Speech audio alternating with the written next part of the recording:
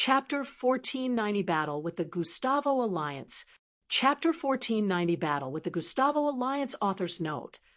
Unedited chapter. Eldris sat back on his haunches, taking a moment to appreciate the lush surroundings. I've been thinking about that.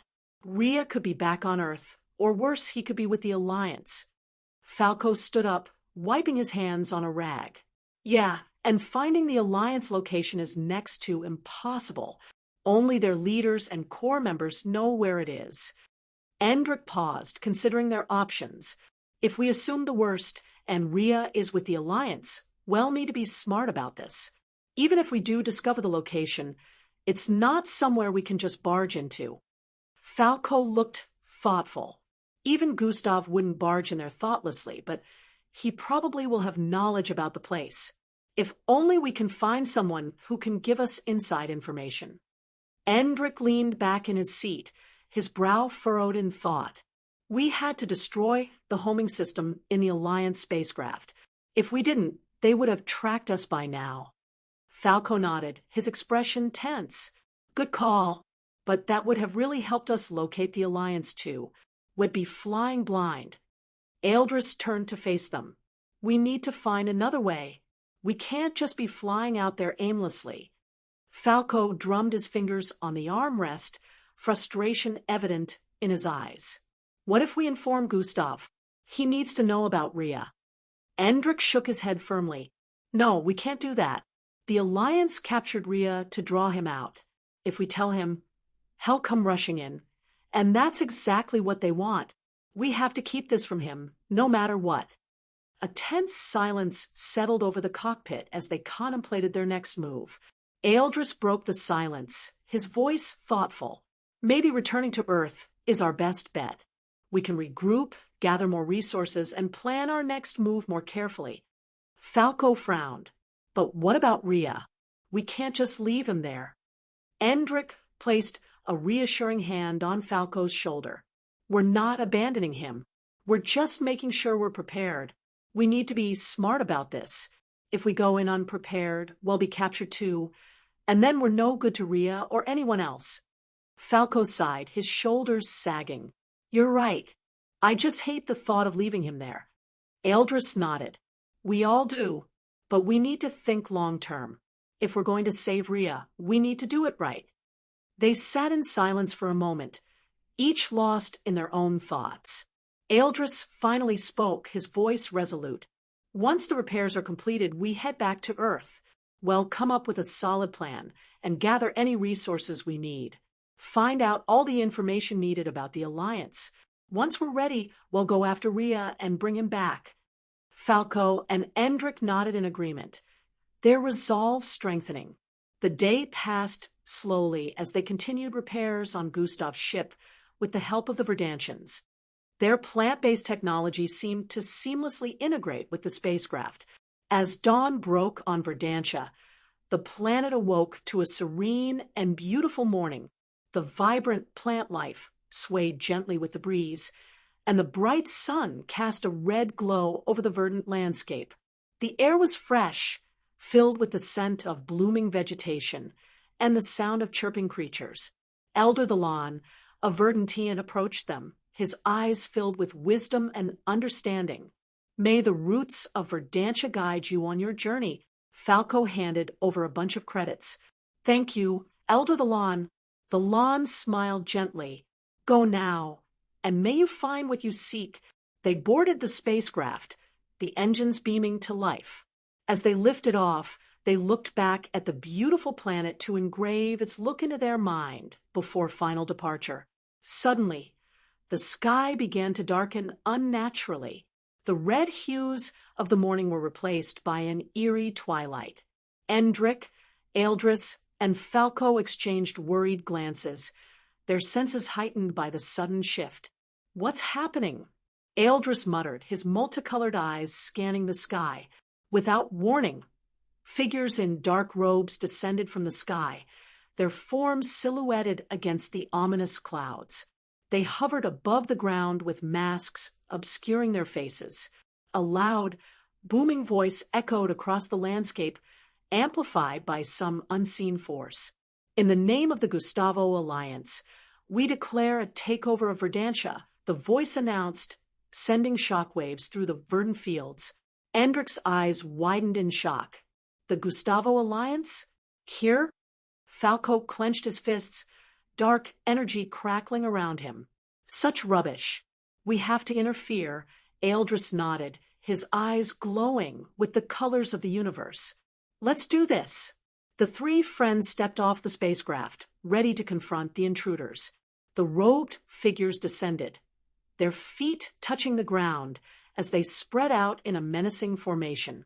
Each figure exuded an aura of power, unleashing their supernatural abilities as they spread about the surroundings. A couple of the robed figures landed before the trio. One was a tall being with shimmering scales.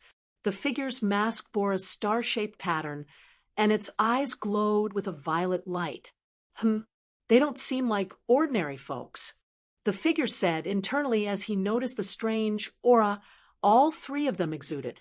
The fact that they were also not native species rang a warning in his mind, but nevertheless they were the Gustavo Alliance. Anyone knew not to mess with them. Surrender now, and your lives will be spared, the figure declared. Endrick stepped forward, his eyes narrowing. I'll offer you the same opportunity. At least I gave you lots of chance. Tuhush, all of the figures charged forward in the next moment.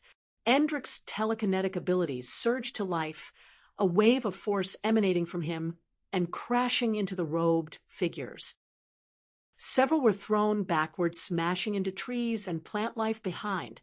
Falco launched himself into the fray, dark matter swirling around him like a storm.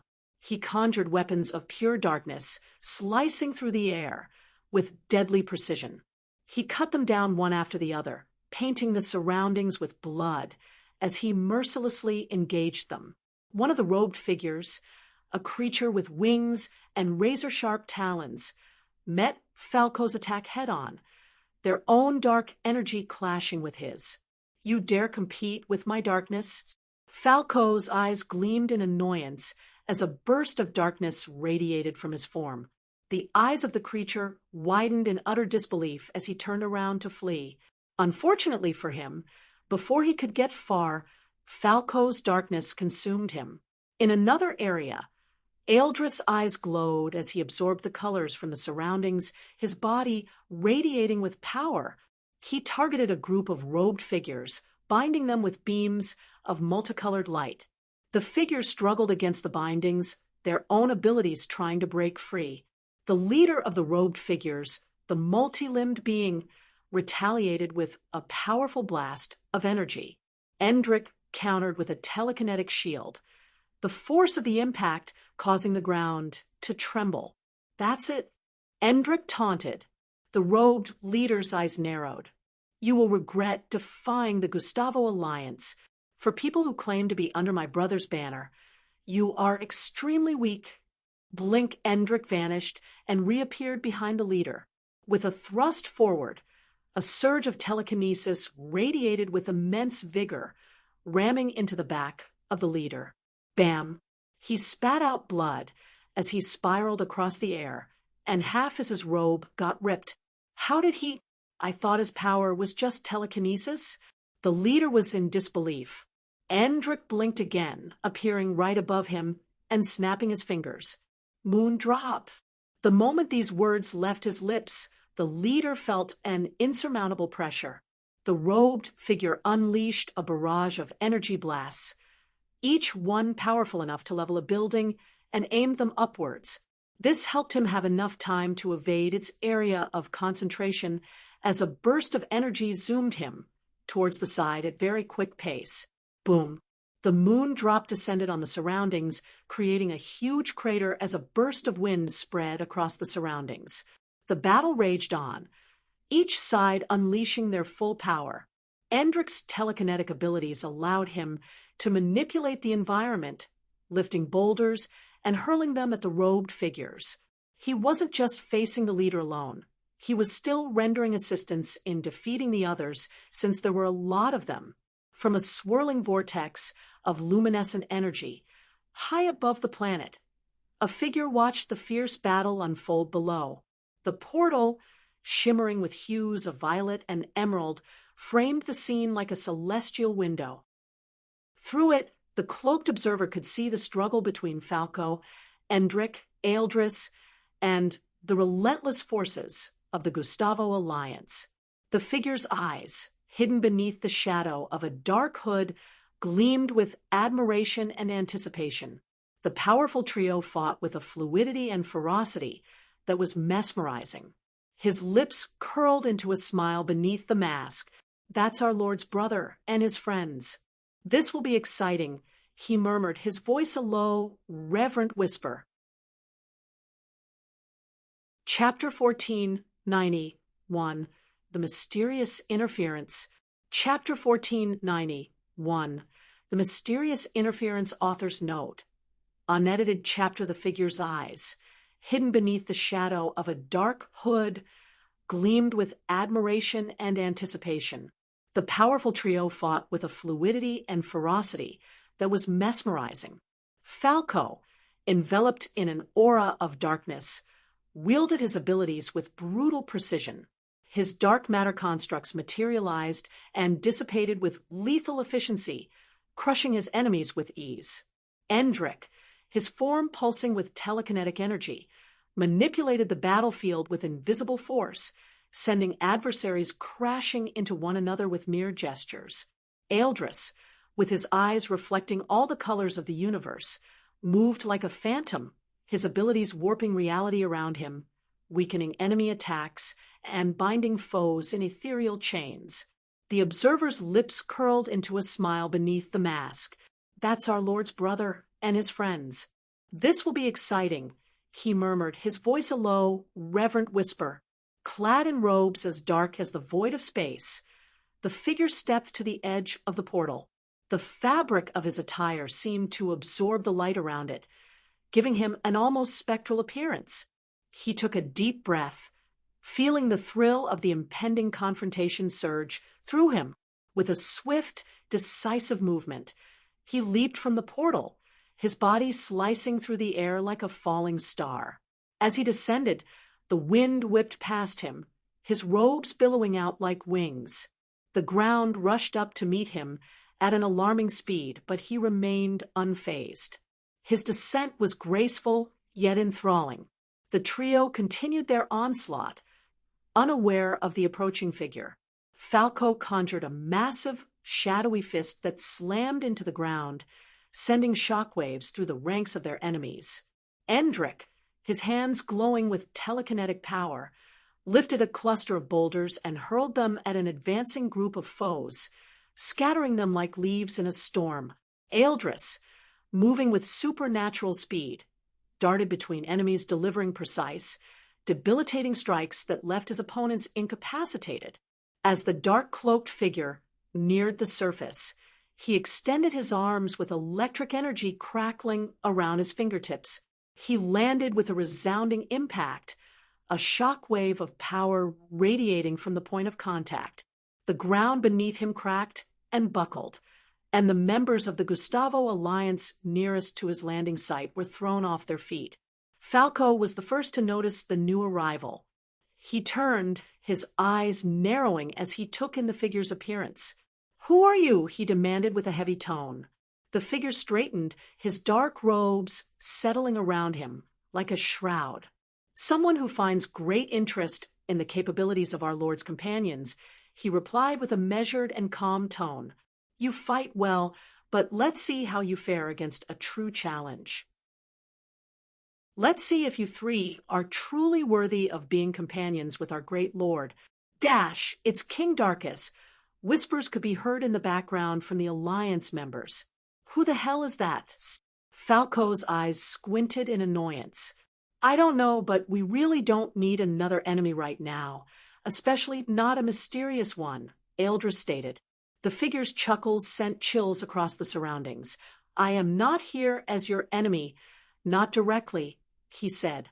"But consider this a test, a demonstration of your true strength." With that, electric arcs began to fizzle around the figure, causing the surroundings to buzz in an electric manner. Every single metal in the surroundings began to surge, as well as electric arcs swam around them, reacting to this figure. "I will retract the troops if you take me down," he stated with a smirk underneath his mask. "Get lost." Falco surged forward as dark tendrils phased out of him. However, before he could get close, a paralyzing wave of lightning arcs burst forth from the figure, flying out in every direction. "Dodge!" Endrick yelled to the others while blinking. Why? Falco created a block of dark matter around him, but to his surprise, the electricity phased through and hit him squarely in the chest. Bam! Falco got sent flying across the air as his body vibrated intensely from the hit. Hundreds of millions of volts permeated his body, leaving him momentarily paralyzed. Endrick had appeared hundreds of feet above the air, while Eldris had managed to make it past the range of the attack.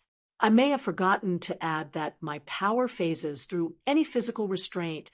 The figure spoke with a tone of confidence. Endrick seemed to have sensed this earlier, which was why he yelled for everyone to dodge instead of trying to guard against it. Unfortunately, Falco was unaware that this was going to be the case. The figure sent an electric whip at Endrick in midair, causing it to phase through a portal and appear directly around Endrick's neck. The electric whip was about to completely wrap around Endrick's throat when he blinked again. He appeared directly behind the figure while closing his fist. His telekinesis wrapped around the figure, trapping him in place while Eldris shot forward with intensity, aiming a well-placed uppercut at his jaw. Bang! The moment Eldris made contact, a jolt of electricity surged through his body, sending him flying as well. Half of the figure's mask broke while Eldris rammed into multiple trees as he felt his innards getting electrocuted. "Oops," the figure muttered while blood leaked out the side of his face. "Eldris!" Endrick yelled while proceeding to raise the figure high up with telekinesis and ram him into the ground. Bam! Endrick didn't stop there. He pushed the figure forward, slamming him into multiple trees and dragging him across the place with telekinesis. All of a sudden, the figure's eyes emitted a purplish glow as the electric arcs around his body turned purple.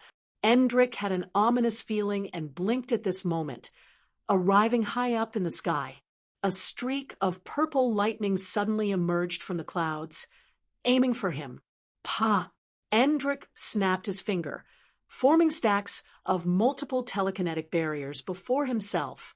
The purple lightning phased through them all, but he managed to blink once more, evading its strike before it got to him. The figure on the ground, who had gotten free from Endrick's telekinetic bind, jumped backwards upon noticing that Eldris and Falco had been freed from the paralyzing effect.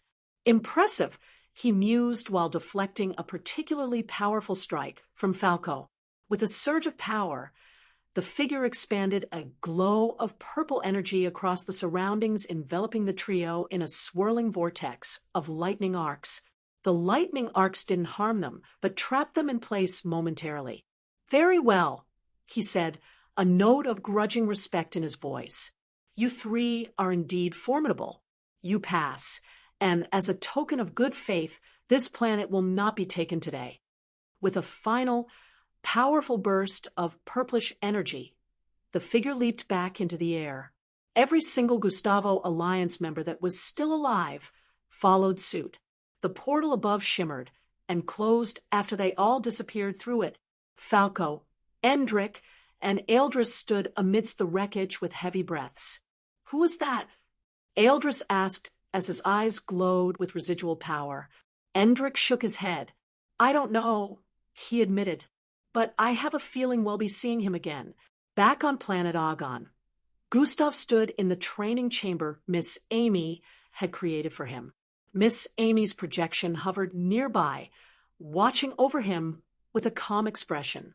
"Remember, Gustav, everything is amplified in the 3-in-1 golden body state. When you tap into a singular ability, its feats will be astronomical." Gustav nodded with his body beginning to glow with a faint yellow hue. "It's just like old times, Miss Amy." Only this time, you're not here physically. Miss Amy's projection smiled warmly. Indeed, but my guidance is always with you, no matter the distance. Gustav focused, his body gradually shifting from yellow to a low shade of gold. He felt a surge of power coursing through him, each of his abilities straining against their usual limits. The sensation was exhilarating and terrifying at the same time. He clenched his fists, feeling the raw energy pulsing within him. As he tried to maintain the state, the golden hue intensified, his skin almost glowing with a metallic sheen. He could feel the connection between his soul, mental form, and body solidifying. The room around him seemed to blur as his perception expanded beyond its usual boundaries. For a brief moment, he felt invincible, capable of bending more than just reality to his will. Minutes later, the golden glow dimmed, and Gustav's body reverted to its original form. He staggered as fatigue washed over him like a tidal wave. He dropped to one knee, breathing heavily. "Well done, Gustav," Miss Amy's voice echoed through the chamber. "You held the state longer this time. You're getting closer." Gustav wiped the sweat from his brow with a determined look in his eyes. "It's still not enough, Miss Amy. I need to maintain it longer." Miss Amy's projection moved close with a look of encouragement. "You will, but you've already made incredible progress, as expected." Gustav rose to his feet as his muscles ached from the strain. He hesitated for a moment before asking, "Miss Amy, where are you physically? Why can't I sense you?" Chapter 14, 92, Level 4. Chapter 14, 92, Level 4, Author's Note. "Do not unlock this," Endrick pointed out, "is not just any location. Nereus Sector serves as a nexus for black market exchanges. Crime rates are astronomical, around 90%, and it operates under a constant state of lawlessness. The rotating model displayed sections of the sector, each a hub of various illicit activities. Markets brimming with stolen artifacts, underground fighting rings, and dens offering every imaginable vice painted a vivid picture of controlled chaos." Gustav folded his arms, his gaze locked on the floating model. A place like this might just tear itself apart without any outside help. Letting Karis wreak havoc there might seem like a self-solving problem. As he voiced this thought, the injured guard, who had been silently observing, interjected weakly but with conviction. "I understand the temptation to look the other way, but you must consider, Nereus is also a ground for trafficking innocent children from across the universe. They're sold to the highest bidder, living lives of despair. If Karis unleashes that mineral's power there, those children will suffer most." The room fell silent, the moral weight of the guard's words settling among them. Rhea turned to look at Gustav with a troubled expression. "We can't just turn our backs on them." Falco nodded in agreement. "We need to think this through. Although we could leave it to them to clean up their mess, there is no guarantee they'd get to her before the deed is done. Innocents, especially children, shouldn't pay the price for our indecision." Gustav sighed, rubbing his temples as he contemplated their options. "We have two choices.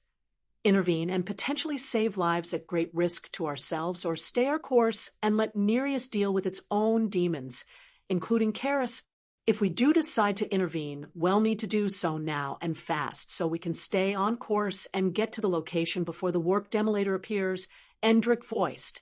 "How long will it take us to get to Nereus Sector?" Gustav questioned their ship's artificial intelligence. "Less than 4 days of interstellar travel. Technically, we should be back on course in about a week," Endrick pointed out. "Are we doing this?" Eldris inquired. They all turned to face Gustav.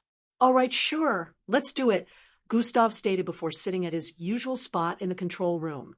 Set a course for Nereus Sector. Back at the site of the recent devastating attack, a graveyard of twisted metal and frozen shadows, a remarkable change was unfolding. Amid the debris and the silence of dead space, A figure that had been motionless among the scattered remains of the destroyed prison transport began to stir. The figure was enshrouded in a tattered uniform, the fabric scorched and torn from the violent events that had led to the vessel's demise.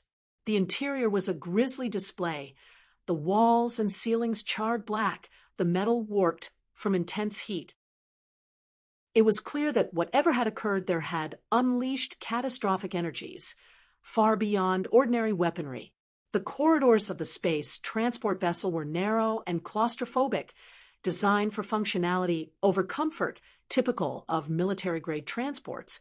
As they advanced, scorch marks scored the walls, and in some areas, half-burnt corpses were melded grotesquely with the ship's superstructure, their faces locked in expressions of agony, their skin blackened to the bone.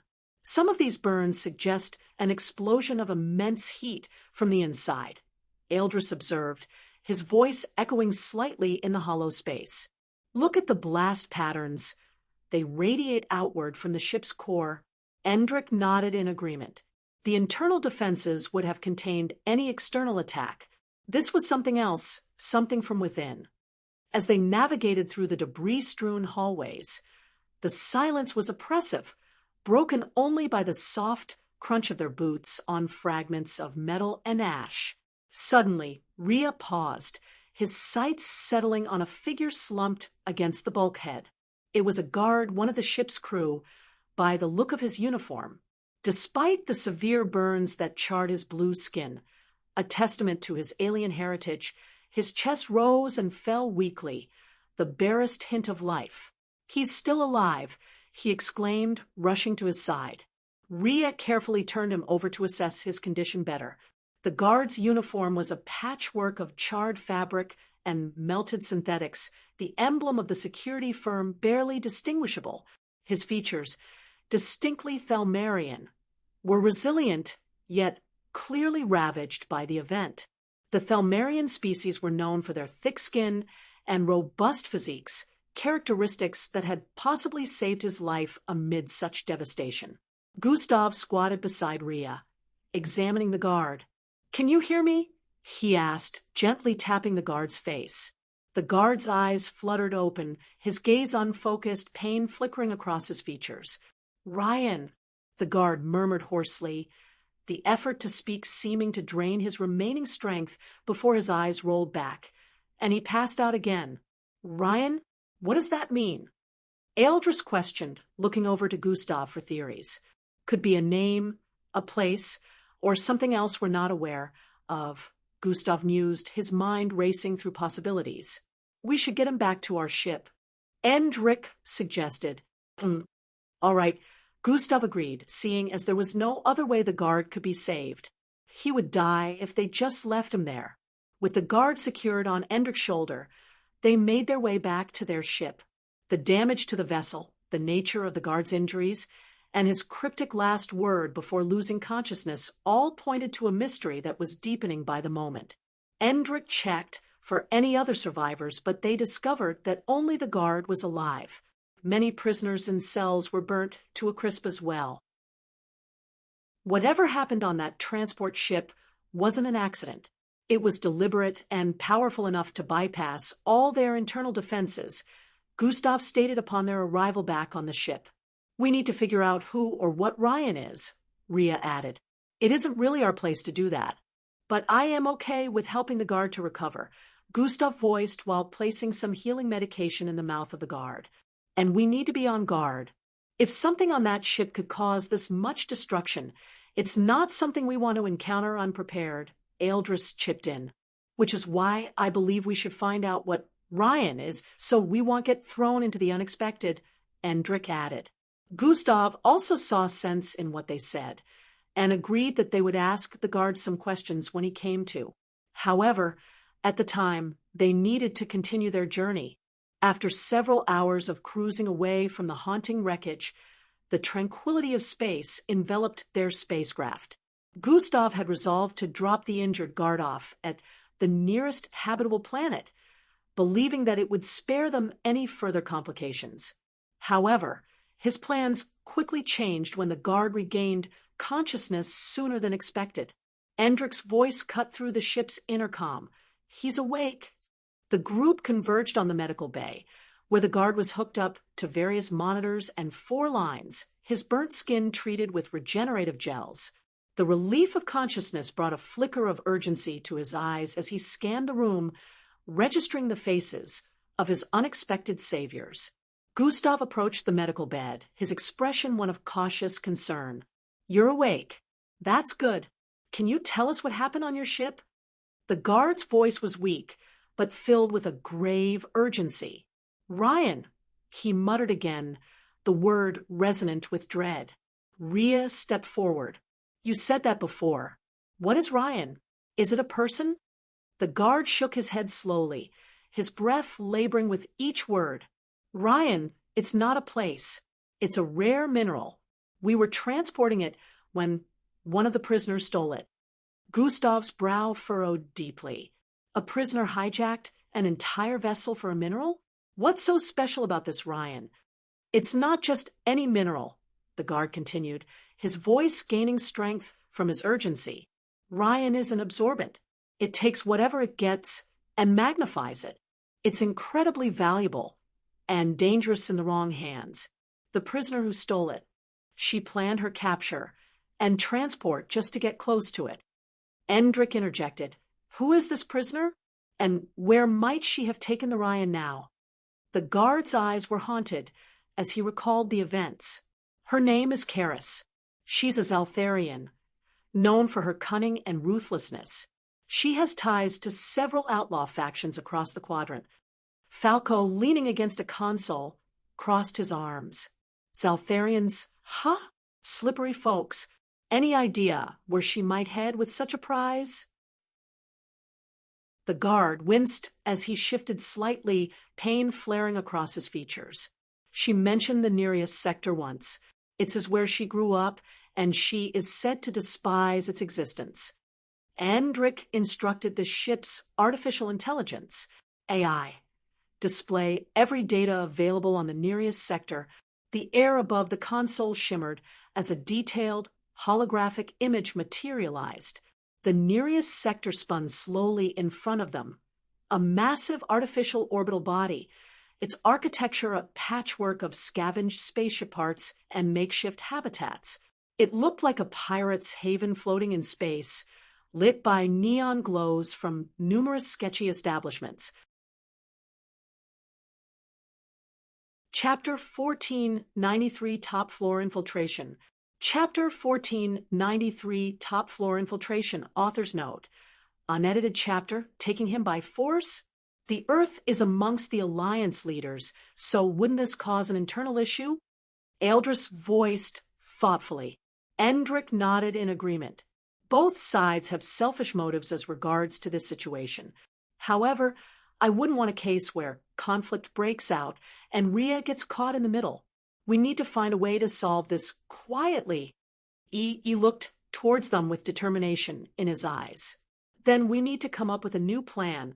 He stood up and grabbed a small device from his desk. "Let me show you something," he said, activating the device.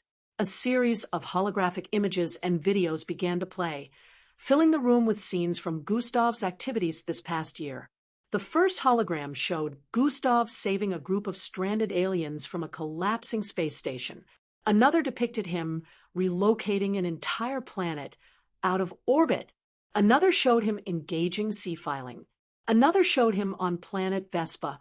The scenes continued, each one showcasing Gustav's heroic deeds in different locations outside of Earth. "These are just a few of the things Gustav has done in the past year," he said, his voice filled with admiration. "My initial plan was to present all this evidence to the MBO to advocate for Gustav's innocence and clear his name as a universal fugitive." Eldris watched the holograms with a thoughtful expression. "This is compelling evidence, But you mentioned there was one last piece you needed to prove, that Gustav isn't affiliated with the Gustavo Alliance." Nodded. "Exactly. That's why Elevra went off-planet.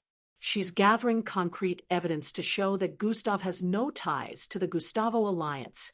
With her findings and the evidence we already have, I believe we can clear Gustav's name and secure Ria's release. Falco crossed his arms, a skeptical look on his face. It's a good plan, but the last part is a long shot. Finding definitive proof that Gustav isn't connected to the Alliance could take too long, if it is even successful at all. Sighed. I know. That's why I said we will need a new plan. Eldris leaned forward, his eyes focused.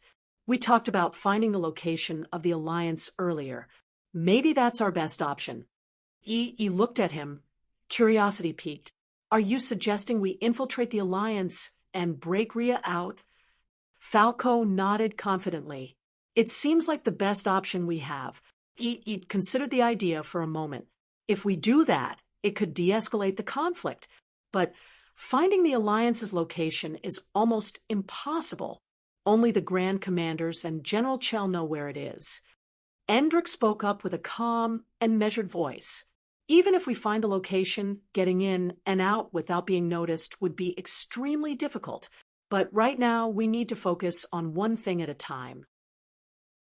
Our priority should be getting information about the location. They brainstormed ideas, and the tension in the room rose as they discussed various strategies. He glanced at them, a hint of a smile on his face. There is one person who might be able to help us, Commander Xanatus. He's the only high-ranking officer who's been on our side so far. Eldris nodded. I remember he is close with Gustav. Commander Xanatus could be our key to getting the information we need. Endrick added, but we can't just ask Commander Xanatus to get the information because it might get suspicious if he asks General Chell out of the blue. We need to come up with a way he can get it without being sus. He looked around as the plan slowly came together in his mind. We need to tell Commander Xanatus about our motives first. Falco leaned back. I agree. We could pull this off. He nodded. All right, let's get in touch with Commander Xanatus and start laying the groundwork for our plan. The next day, Commander Xanatus looked up as entered his office. He motioned for to sit down. Commander Xanatus, began, thank you for seeing me on such short notice. Of course, Commander Xanatus replied with a calm but curious tone. What brings you here? Took a deep breath and launched into an explanation of their situation, detailing the trio's return and their urgent need to locate the Alliance. He also presented his plan to advocate for Gustav's innocence using the evidence he had gathered and was still gathering. Commander Xanatus listened intently, his expression thoughtful. When finished, he leaned back in his chair. You've put together a compelling case, However, locating the Alliance is no simple matter. I know, agreed. That's why we need your help. We know that we can only find its location through General Chell. Commander Xanatus had a thoughtful look as silence ensued between them for a few seconds. Even I am not sure about getting the location from General Chell. He is not so foolish that he wouldn't suspect anything should I approach him. However, Commander Xanatus paused briefly. There is a way we can get this information. Although risky too, it has better chances of succeeding. He added, "I'm all ears, Commander," he stated. "The spacecraft General Chell last used to travel to the Alliance. If we can access it, we might be able to extract the last coordinates and pinpoint the location," Commander Xanatus revealed. Eyes twinkled in understanding. Truly this could work. Commander Xanatus nodded slowly. The higher-up spacecrafts are kept on the floor above, in a highly restricted area. Regular MBO officers aren't allowed up there. How do we get in? Asked, leaning forward. I can grant you access, Commander Xanatus said, but you'll need to move quickly and discreetly.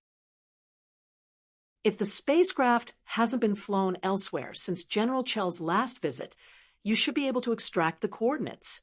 However, if it has, this plan won't work. Nodded, understanding the gravity of the situation. We're ready to take that risk.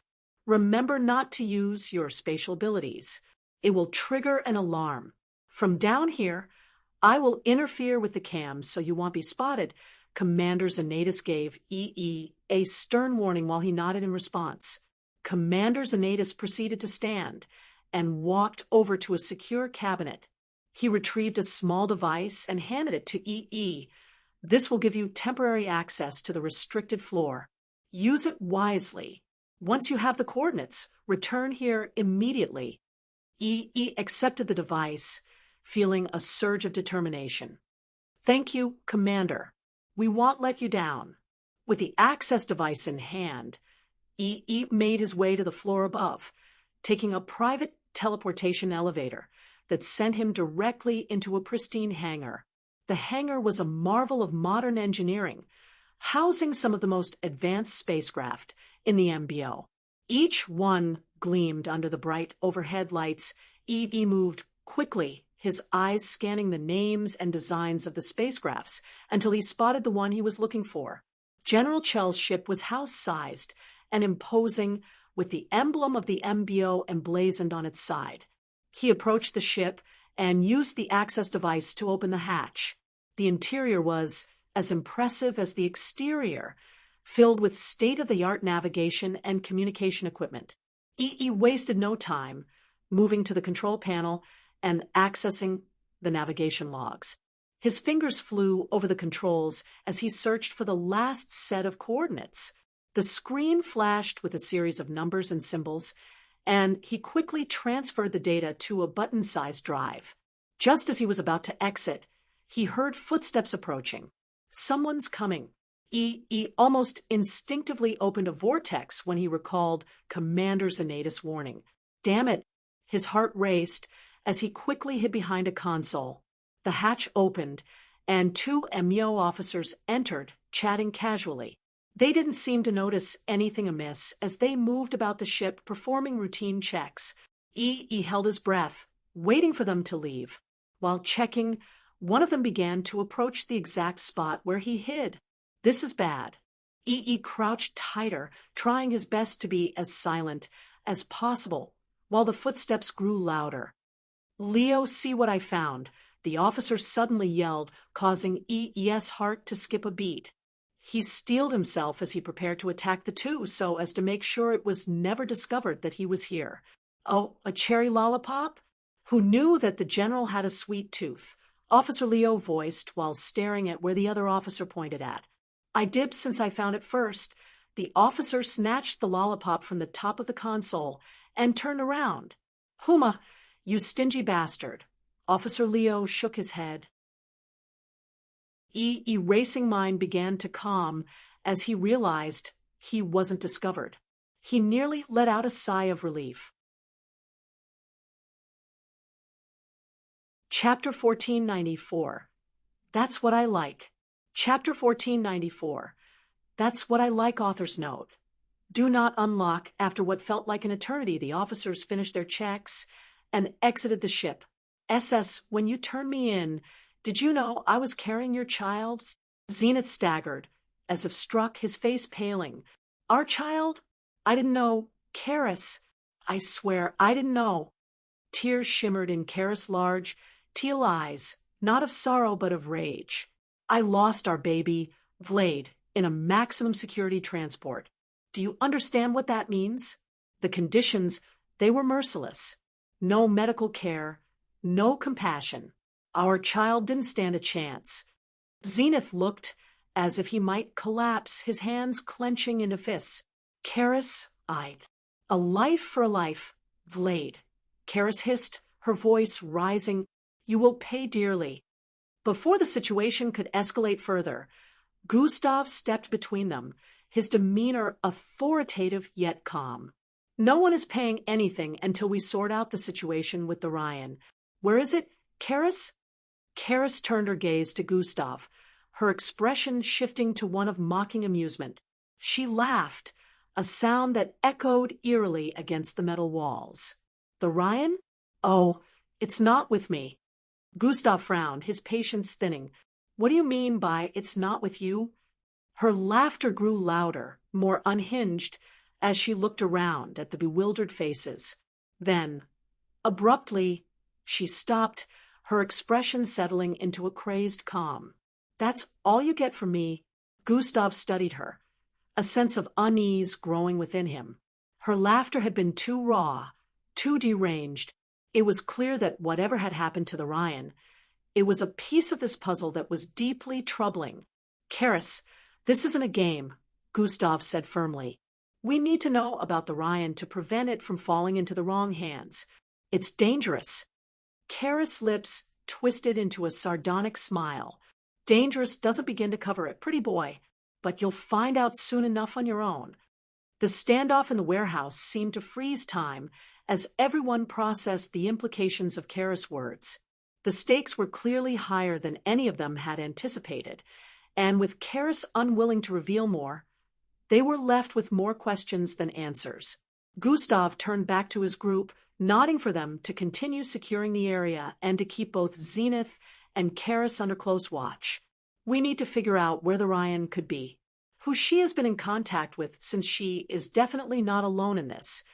In the tense atmosphere of the warehouse, where revelations and confrontations had just unraveled the complex web of their mission, the man they knew as Iram, still in the periphery of the unfolding drama, stepped forward.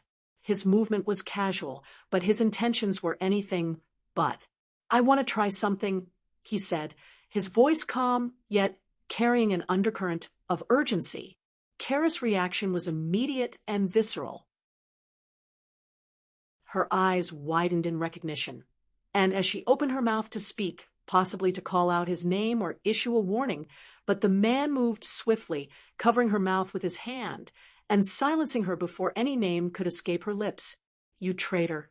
You will show me where the Ryan is," Iram whispered in her ears.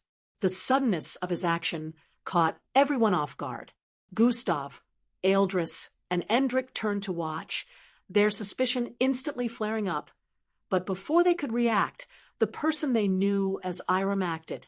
He pulled from his pocket a small, reflective object that looked like a mirror. With a deft flick of his wrist, he tossed it onto the hard floor. The object shattered with a sharp clang, and from the broken fragments, a blinding flash of light erupted, enveloping him and Karis. In an instant, both figures vanished, leaving behind only the twinkling shards of the broken mirror and a room full of stunned allies. "What just happened?"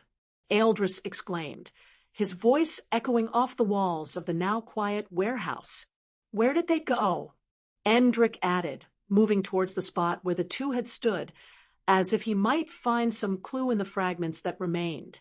Before anyone could process the situation fully, the sound of heavy boots filled the air, and a squad of armored Triton guards stormed into the warehouse, their weapons drawn and faces set in grim determination. The leader of the squad, an alien with a humanoid physique and glowing eyes with the insignia of a high-ranking officer, stepped forward. "I'm Officer Iram," he announced, scanning the room and taking stock of the situation. This declaration caused a ripple of confusion among Gustav's group. Endrik turned to Gustav, his expression a mix of disbelief and frustration. "What? That's Officer Iram?" Then who the hell was? Gustav slightly raised a hand to silence him, his face betraying none of the surprise that the others felt. "Our Iram was an imposter," he said simply. "You knew about the fake Iram?" Eldris inquired. Gustav nodded, his gaze steady as he looked at each of them. "Yes, I had my suspicions. Yesterday, I met with a guard named Sale who brought me to the real Officer Iram. It was then we devised a plan to see what this imposter was really up to." He voiced while his mind reeled back to yesterday's events. "We need to act quickly," Iram stated. "He could compromise our retrieval operation. What do you propose, Gustav?" Gustav leaned over the table, his mind clear. "While this is no longer officially any business of mine, I don't like people thinking they've successfully played me for a fool." A smirk appeared on his face as he spoke with a cold tone. "Let's set a trap. He believes he's successfully fooled my team. He'll likely make a move tomorrow. Meanwhile, we'll pretend not to see it coming. Or rather, I will." Iram nodded, appreciating the strategy. "And we'll be ready to intercept him. when he makes his move. No.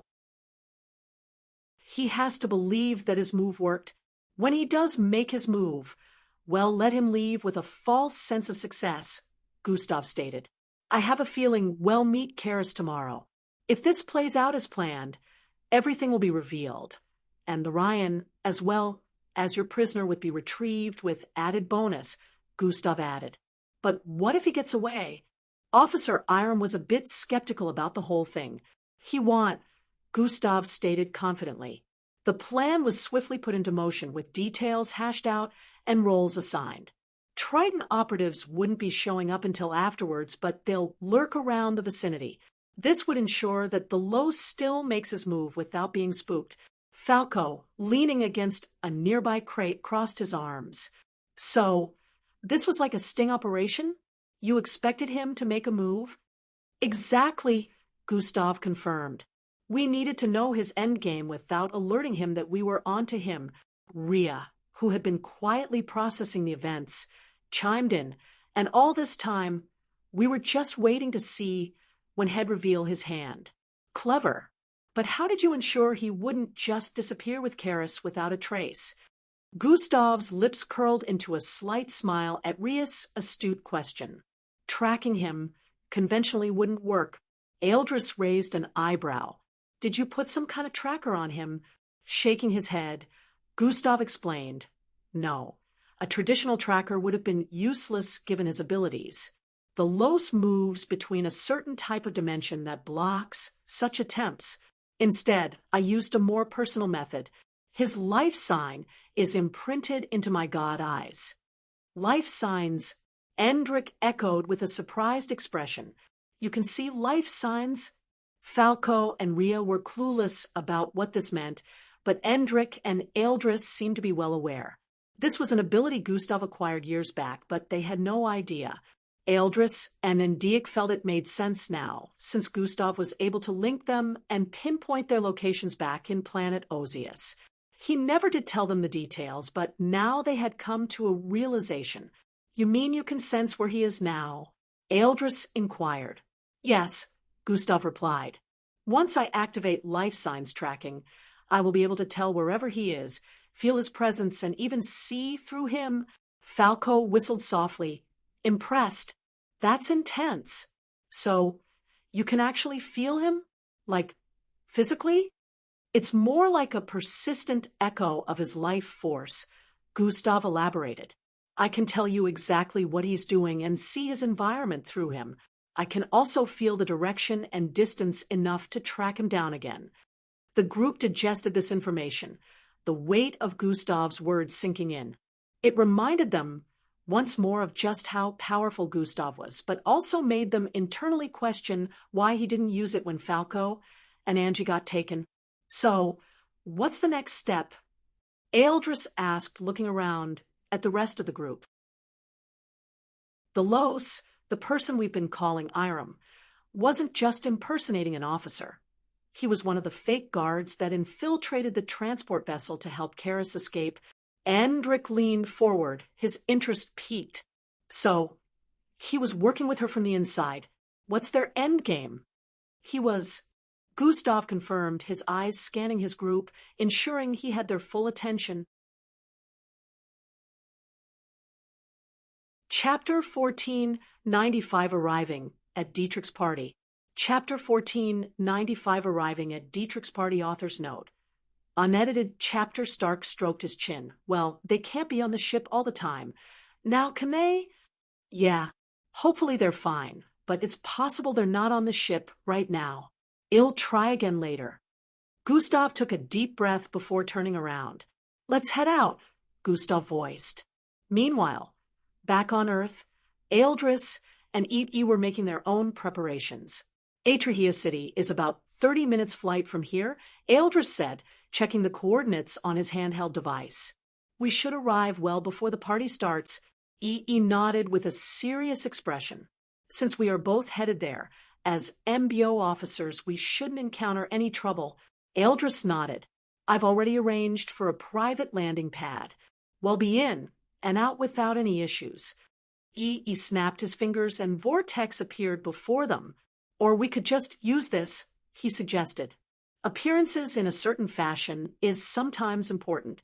In this case, it is, Eldris replied. He proceeded to tell EE where his aircraft was located, and EB opened a vortex to there instead. They instantly arrived in the private hangar where Eldris' aircraft was stored. The aircraft had a shimmering blue exterior and seemed to be one of the most recent models from the leading technological group in Plankton City. Let's get going, EE said, climbing into the co-pilot's seat. Eldris took the pilot's seat and activated the controls. The aircraft's engines roared to life, and they smoothly lifted off the ground, soaring into the sky. As they flew, the landscape below slowly transformed from the urban sprawl of Plankton City to a more rural and scenic vistas surrounding Atrahea City. Rolling hills, dense forests, and sparkling lakes dotted the terrain, creating a picturesque view. Soon Atrahea City began to come into view, and one could spot floating structures in different areas of the sky. EB looked out the window, his mind racing with thoughts of their mission. I think I might have the best way to make Dietrich spill more info. Eldris glanced at him. Besides soothing his ego, it's going to be more of a good cop, bad cop kind of thing. You soothe his ego while he'll try to bring it down, which will cause him to want to mention more great things about the state of the Alliance, EE voiced with a thoughtful gaze. When did you start scheming like Gustav? He rubs off on all of us, doesn't he? The landscape shifted once more, revealing a bustling metropolis with a mix of historic and modern architecture. The city definitely had a lot of cultural heritage and vibrant arts scene, making it a fitting location for a high-profile event like the Welcome Back Party. Eldris guided the aircraft towards landing the venue, a grand mansion on the outskirts of the city, surrounded by manicured gardens and ornate fountains. As their spacecraft landed, they drew the attention of many who had gathered here.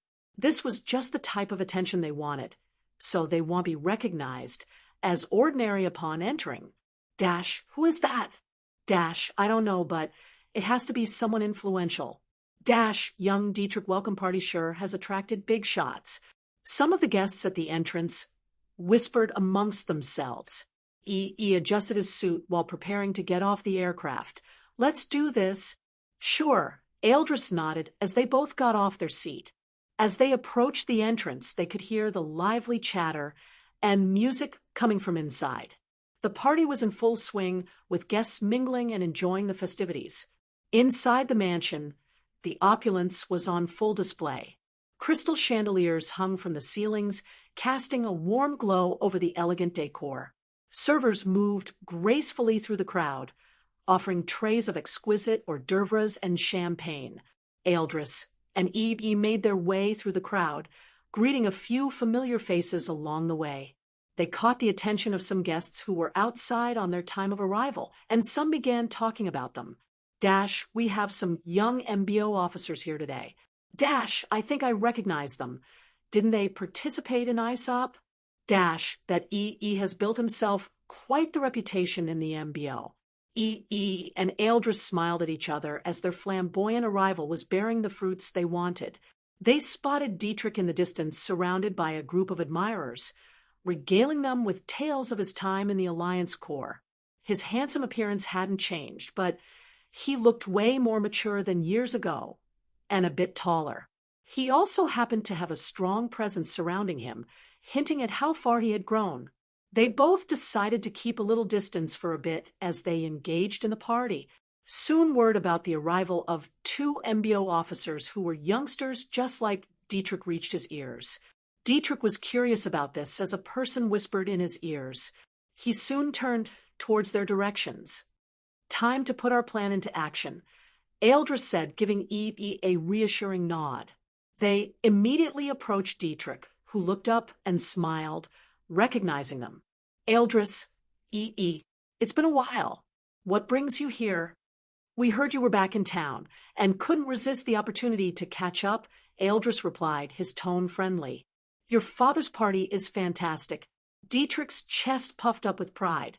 He does know how to throw a party, doesn't he? So, what have you two been up to? Aeldris seized the moment. We've been keeping busy, but nothing as exciting as your adventures in the Alliance core. You've got to tell us more about it. I've heard it's incredibly challenging to get in, but surely not as challenging as the MBO. Right? He added. Dietrich's eyes sparkled with excitement as he launched into a detailed account of his experiences, relishing the attention. Aeldris and E listened intently, occasionally interjecting with questions that steered the conversation toward the information they needed. So, what's it like inside the Alliance? E asked casually. I've heard it's a tightly guarded secret. Dietrich nodded, his expression serious. It is. The security is top-notch, and only the highest-ranking corp members know the exact location. It's incredible, really, how they manage to keep it all under wraps. Aeldris leaned in slightly. I can only imagine. It must be quite the logistical feat. Do they ever worry about breaches or unauthorized access? Dietrich laughed. Not with the systems they have in place. Plus, each officer ship is equipped with security measures to prevent that. Only specific ships can access the location, and even then, only under strict protocols. Besides, who would want to breach the Alliance? The panel masters are always present, and each of them are not too far from Jack's level of power. Aeldris feigned awe. That's impressive. Makes me wonder how anyone could ever find it without authorization. Dietrich, enjoying the admiration, continued to elaborate on the measures, inadvertently revealing more about the protocols and security systems. Aeldris and EB exchanged a subtle glance, knowing they were getting closer to the information they needed. Surely the panel masters cannot be compared to the MBO finest officers. E perked his chin up with a tone of pride. Oh, they are better. They keep the place running when the MBO leader are not around. Since meetings do not hold all the time, the Alliance Council is not usually functional, but the MBO leaders visit every now and then for one situation or the other. Dietrich kept tooting away nonstop. E and Aeldris continued their conversation with Dietrich, carefully steering it towards topics that might reveal more useful information. The atmosphere in the party was lively, with guests mingling, music playing softly in the background, and the clinking of glasses adding to the ambience. So, you also participated in ISOP, Dietrich said, a hint of jealousy creeping into his voice. Smiled modestly. Yeah, it was quite an experience. The challenges were intense. Dietrich's expression soured slightly. Well, participating in ISOP isn't as important as being part of the Alliance core. You know, real-world missions, actual combat situations, not just some interstellar competition. Aeldris interjected. True, but ISOP does well to give us the opportunity to raise our planet's banner. Being a part of the Alliance core means you don't specifically belong to a single planet. Dietrich scoffed. Rhea also participated in ISOP, yet he's in Alliance custody now. Shows how much that competition is worth. And Aeldris exchanged a quick glance, taking note of Dietrich's slip. Feigned interest, probing further. Rhea's in Alliance custody? Where exactly? Dietrich, caught up in his moment of pride, nodded. Of course. He's in cell block Delt 7. They keep all high-value prisoners there. And Aeldris mentally filed away the information. This was a crucial piece of the puzzle. As the conversation drew to a close, Dietrich, eager to showcase his skills and gain more prestige, suggested a friendly spar. How about a sparring match? Just for old time's sake. It would be a great way to see how much we've all improved. Chapter 14, 96, Suicidal Mission? Chapter 14, 96, Suicidal Mission? Author's note. Unedited chapter. Aeldris raised an eyebrow. Are you sure? We've had quite a bit of training since our cadet days. Dietrich smirked. I can handle it. Besides, it would be fun to see how we match up now. Aeldris and EB continued to talk with Dietrich, sensing that their attempts to deter him from a spar were failing. A spar isn't a good idea, Eldris said, trying to reason with him. This is a party, after all.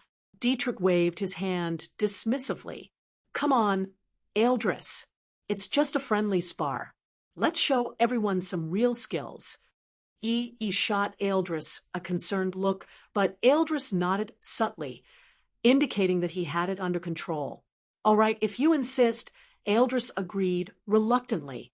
Dietrich instantly had it announced in the party that he would be having a spar with some old friends from the MBO. Dash, a spar? This should be interesting. Dash, let us see what someone from the Alliance Corps can do. Dietrich's father, Mr. Haddon, quickly arranged for a stage and a barrier to be set up in the backyard. The guests gathered around, curious and excited to see the spar. The atmosphere buzzed with anticipation. Eldris and E.E. had been suppressing their bloodline energy the entire time, so no one really knew their true levels. Dietrich, confident and eager to show off, unleashed his first gate bloodline energy.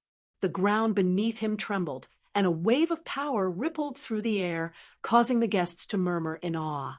Let's see what you've got, Dietrich said with a smirk, charging forward to attack. At that moment, Eldris stopped suppressing his bloodline energy. The effect was immediate and overwhelming. The barriers surrounding the stage shattered into pieces, and the ground shook violently. Eldris' bloodline energy seeped forth, spreading across the surroundings like an unstoppable force. The pressure and intensity of his energy were undeniable, causing many guests to stagger and nearly collapse from the sheer oppressiveness of it. Dietrich's confident expression faltered for a brief moment, a look of horror flashing across his face as he realized the vast difference in their power levels. Damn it, I thought my improvement rate was second to only that of Gustav. How did Eldris become this strong? He quickly tried to mask his fear with a forced calmness, but it was clear that he was outmatched. This isn't necessary, Dietrich stammered, raising his hands. In calling off the spar, the guests whispered among themselves, clearly impressed and somewhat frightened by the display of power. Dietrich stepped back, his face pale as he tried to regain his composure. He stepped forward, his expression serious. Dietrich, it's important to know your limits. Eldris is a beta-ranked mixed blood. Challenging him wasn't a wise decision. It was just a catch-up hee-hee. Thank you for the lesson, Dietrich voiced with a bashful expression.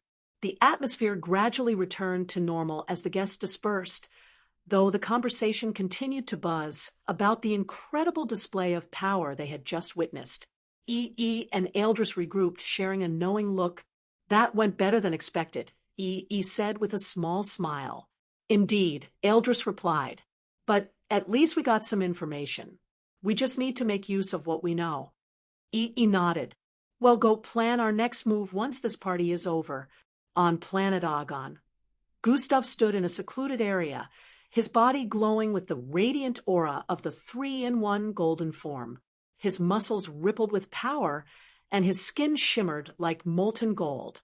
Time to see what God Eyes can do in this state, Gustav said internally as he activated God Eyes. There was no system notification, as usual, and Gustav didn't know what he was expecting, but it certainly wasn't what came next. His sight extended beyond the physical realm. In this heightened state, he unconsciously tapped into scenes that filled him with confusion and dread. The first vision showed Eldris, Falco, and Endrick engaged in a fierce battle in an unknown location in space. Blasts of energy and flashes of light illuminated their faces, twisted with determination and strain. Alien figures clashed with them, and the trio fought valiantly. The scene shifted abruptly to Rhea, restrained in a dark, cold cell. His body was battered, and his face contorted in pain as an unseen figure tortured him. The sound of his anguished cries echoed through the cell. The vision then morphed into another, even more disturbing scene. Jack, the strongest mixed blood, stood facing a formidable opponent. With a swift, brutal motion, Jack was sliced in two, his body falling apart in a grotesque spray of blood. Gustav's heart pounded in his chest as he watched himself appear in the vision, only to be stabbed in the chest by a powerful blade that created a black hole at the point of impact. This was something he had seen before. Gustav's eyes snapped open, and he staggered backward as the golden glow around him faded. He realized he had been in the golden body form for 29 minutes before it deactivated. However, the duration of his transformation was the least of his concerns. The visions he had seen were vivid and terrifying. Miss Amy's projection appeared before him. "Miss Amy," Gustav began with a tone of uncertainty. "I think I saw glimpses of the future. Eldris, Falco, and Endrick were fighting, and Rhea was being tortured along with a couple more unsettling things. Is it possible that these are true visions of the future?" Miss Amy's eyes softened with understanding. "It could be. The 3-in-1 golden body amplifies your abilities, including your perception of time. What you saw might very well be future events or branches in time which might occur on this timeline or outside of it." Gustav's heart raced. "I need to contact them." Miss Amy's projection faded, and Gustav sprinted towards Stark's ship. His mind raced with thoughts of the visions, and his worry for his friends grew with each passing second. He reached Stark's ship and immediately tried to contact Endrick, Eldris, Falco, and Rhea. The transmission failed to connect, and frustration bubbled within him. "Come on," Gustav muttered as his fingers flew over the controls.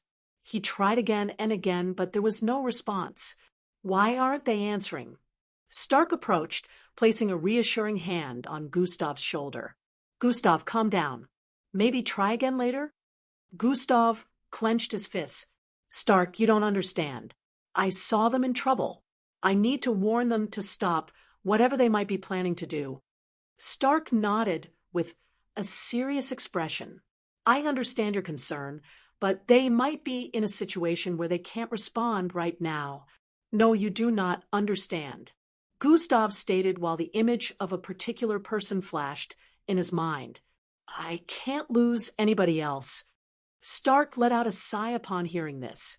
Despite how poker-faced Gustav tended to be, he actually bore a lot of emotional scars. If they are about to embark on something, doesn't that mean they haven't done so yet? Because if they are in the ship, they would have answered your transmission. Stark chipped in from a logical point of view. Gustav took a deep breath. "You're right. They'll just wait and try again later." The next day, Gustav continued his training, pushing himself harder than ever before. He activated the 3-in-1 golden body form repeatedly, trying to extend the duration of its activation. He was only 1 minute away from reaching the goal, so now more than ever he wanted to achieve it. In the golden body state, Gustav felt the familiar surge of immense power coursing through his veins. The golden glow enveloped him, making him feel invincible. He closed his eyes, focusing on Earth, letting his perception travel across the vast expanse of space until the blue and green orb of his home planet filled his vision. As he descended with his astral form, he zeroed in on Plankton City. From his vantage point, he saw the bustling streets, the high-tech buildings, and the people going about their daily lives. Everything seemed normal. As he floated through the city, an unexpected sight caught his attention. Falco. He was casually walking down a street, heading towards an apartment building. When did Falco return to Earth? Gustav followed him with his curiosity piqued. Falco entered the building, and Gustav, in his astral form, phased through the walls. He followed Falco to an apartment and was surprised to see Eldris, Endrick, and Eb inside, preparing for something. The room was filled with various equipment, and a tense atmosphere hung in the air. Rhea was noticeably absent, and as Gustav listened to their conversation, the pieces of the puzzle began to fall into place. "It is finally time for us to get Rhea back from the Intergalactic Alliance," Eldris stated. He nodded. "We've been over how the infiltration will go. Everyone just needs to stick to their roles." Gustav's mind raced. The future visions he had seen suddenly made sense. The battle, the danger, it was all connected to this mission. He couldn't let them go through with it.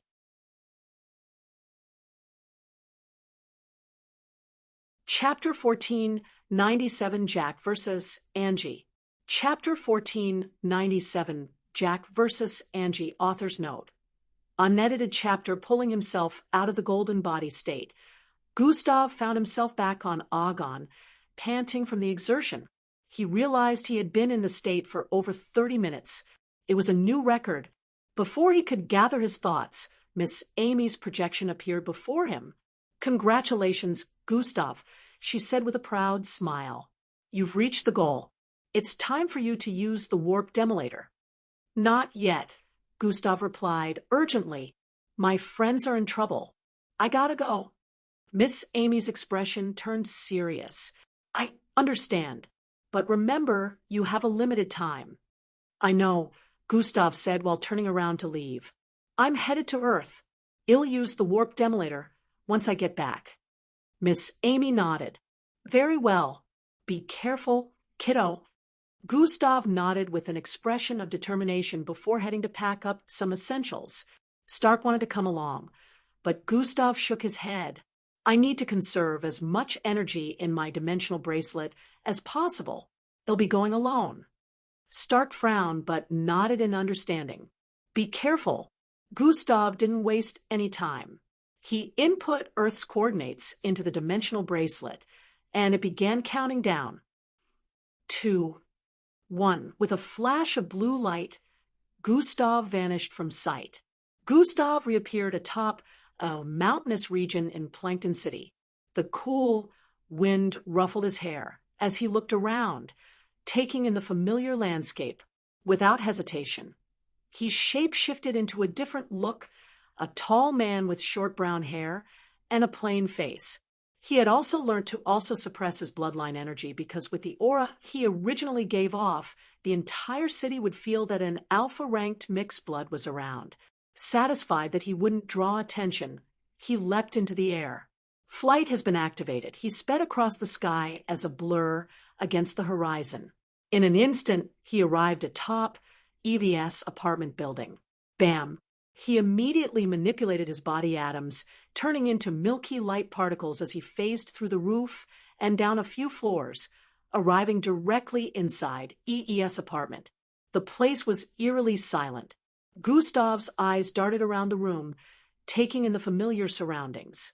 They already left. Realizing the apartment was empty, Gustav decided to properly spread his perception. He closed his eyes to focus on their specific features, feeling the energy signatures around him. He could sense multiple spacecraft leaving Earth's orbit, but his perception soon wrapped around a particular one. "They're almost gone completely," Gustav muttered to himself while his brows knitted in frustration. He prepared to intercept Endrick, Eldris, Falco, and EE, who were flying away from Earth in his spacecraft, unaware of his presence. Just as he was about to leave, a sudden chaotic energy surged through his perception. He turned his attention to a particular icy region of Earth. This energy feels familiar, Gustav muttered while his eyes slowly widened. As Gustav sensed the familiar energy emanating from the icy region, his perception zeroed in on that direction. The scene that unfolded before his mind's eye was both shocking and urgent. This was the exact place where the Death Angel was being held, and where Jack was stationed as a guard. Gustav's eyes widened in shock as he sensed a familiar yet altered presence that had just materialized like a glitch in reality. Her body was half white and half black. Her eyes reflected a terrifying duality, and an inverted horn jutted from her forehead. The figure that appeared was unmistakably Angie in her altered form, with his perception providing feedback like a video recorder. Gustav could see that Jack had already confronted her. The sense of urgency spurred him into action. He couldn't afford to waste a single moment. Without hesitation, Gustav activated his powers and shot towards the icy region at breakneck speed. Lightning Blitz has been activated. The landscape blurred around him, as he crossed a terrifying distance, scaling multiple cities in one fell swoop. Despite his speed, the battle between Angie and Jack had already commenced before his arrival. Jack's dark hair flowed in the icy wind, and his eyes were locked onto Angie, who hovered above the frozen ground, her dual-colored form exuding a menacing presence. Both their energies clashed despite having not met each other with blows physically. The surroundings were croaking in pressure, and landscapes sinking due to this. "Who are you?" Jack demanded as his voice echoed through the desolate landscape. Angie did not respond. Her eyes were cold and devoid of emotion. In her hand, a dark blade materialized, its edge shimmering with a dangerous energy that seemed to slice through time, space, and reality itself. That blade, very powerful. "I should avoid head contact," Jack said internally as star-shaped patterns began to appear around him. Fwyish, without another word, the two clashed. Bang! Angie's speed was incredible. Her movements were comparable to line-like blurs as she darted around Jack, delivering swift and powerful strikes. Jack, however, was no ordinary opponent, as she must have been aware of. He parried her attacks with ease, palm striking her wrist to prevent the slashes at close range before countering with devastating blows of his own. Bang, bang, bang, bang. The devastating blows were unable to connect, as Angie's speed matched that of his, colliding with his palms and fists before they could hit her. Such collisions were causing sounds akin to explosions, as the surroundings suffered the consequences from their relentless clashes. However, despite Angie's strength in this state, Jack no doubt had more experience and made use of it. He bound Angie's empty hand with his space construct, rendering it momentarily immobile as he evaded a slash and sent a fist towards her frozen side. Bang! Angie was sending flying across the air, but Jack didn't let her get too far before he performed another action. 8 star-shaped patterns appeared around Angie's figure, instantly boxing her in. Her entire frame was soon struggling to fit into the box of this space as it began to compress. "This feels awfully familiar." Jack mumbled, "Oh, yes. We've done this before, but not in this timeline, right?" He added with a look of understanding. Within the box, Angie's face displayed an expression of struggle as the materialized blade fell out of her grasp and her body contorted while the space continuously shrunk. "Well, I hate to break it to you, but regardless of the timeline, I already gained experience from our previous battle, so don't blame me for using that to my advantage. This time, I will properly discard of you," Jack stated with a tone of assurance. Gustav arrived at this moment on scene with a disoriented expression. He wanted to move in, but instantly stopped himself. "What do I do? Do I help her? But my vision. If I interfere right now, will it spell the end for Jack?"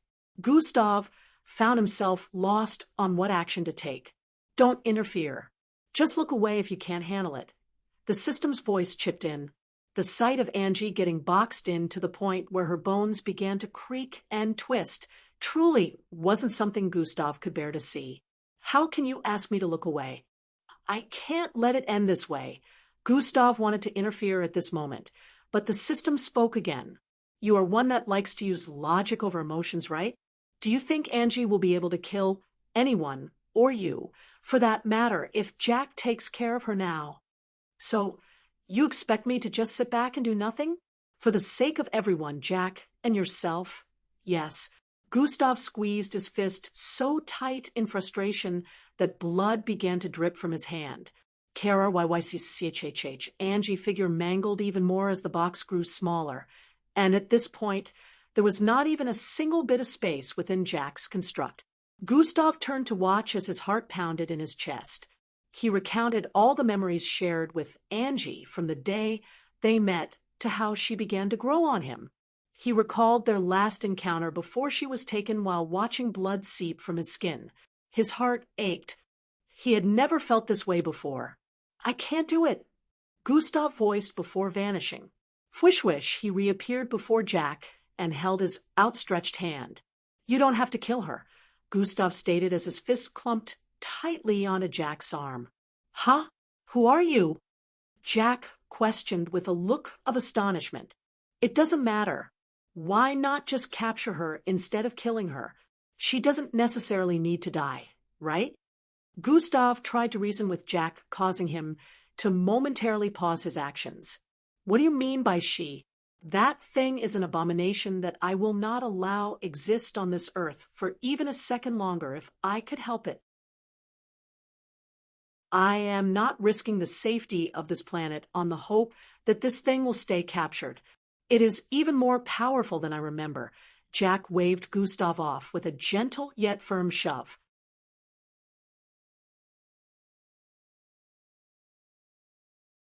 Chapter 1498 Three-Way Battle.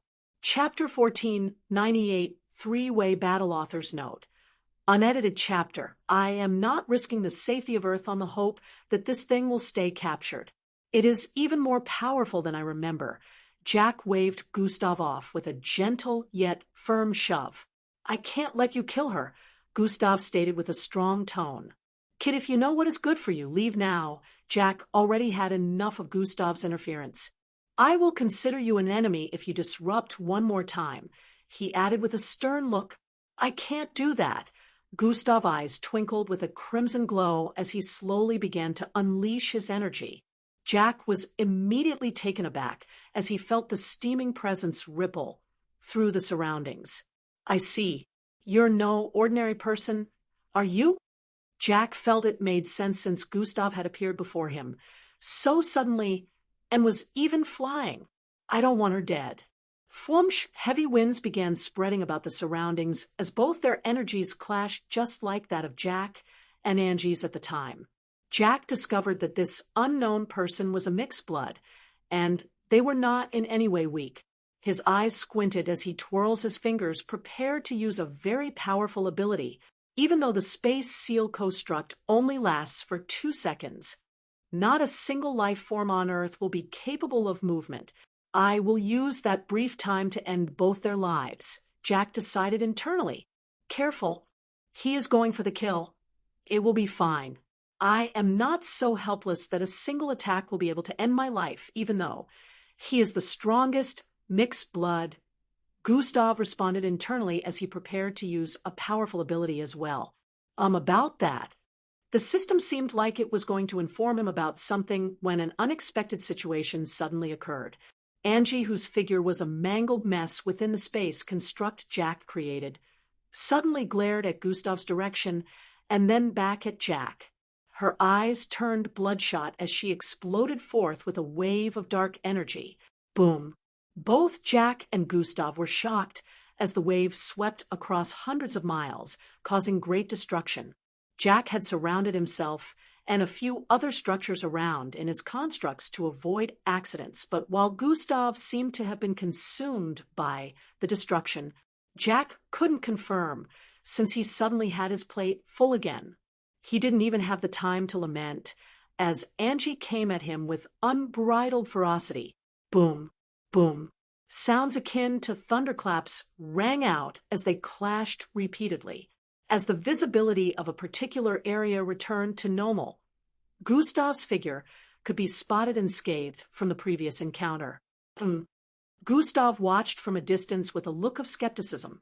As Angie and Jack exchanged blows, the ground beneath them shattered, sending shockwaves across the icy region. Angie's inverted horn emitted beams of dark energy that Jack narrowly dodged, while Jack's fists glowed with a radiant light that seemed to pierce through the darkness. "I should have ended this when I had the chance," Jack growled in frustration. Angie remained silent with an unchanging expression. Another blade materialized in her hand at this moment, causing the surroundings to twist and turn. It seemed even more powerful than the previous one. Angie proceeded to swing her dark blade, and a rift opened in the air, tearing through the very fabric of reality. Jack narrowly avoided the attack as the rift closed behind him with a violent snap. Gustav knew he couldn't wait any longer. Summoning all his strength, he propelled himself forward, his form blurring as he moved at lightning speed. He appeared between Angie and Jack with his arms outstretched to block their attacks. "Stop!" Gustav shouted, his voice echoing through the frozen landscape. Both Angie and Jack paused, their eyes widening in surprise at the sudden appearance of Gustav. For a brief moment, there was silence as the three of them stood in a tense standoff. "He managed to stop my hand? Who is this kid?" Jack wondered internally.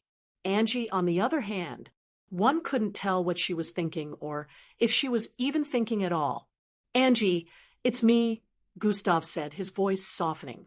"You can stop this now. It doesn't have to get any worse." Jack's eyes narrowed as he looked at Gustav.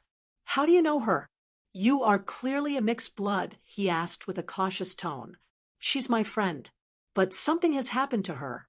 She needs help," still wanting to hide his identity. Gustav could only say this much.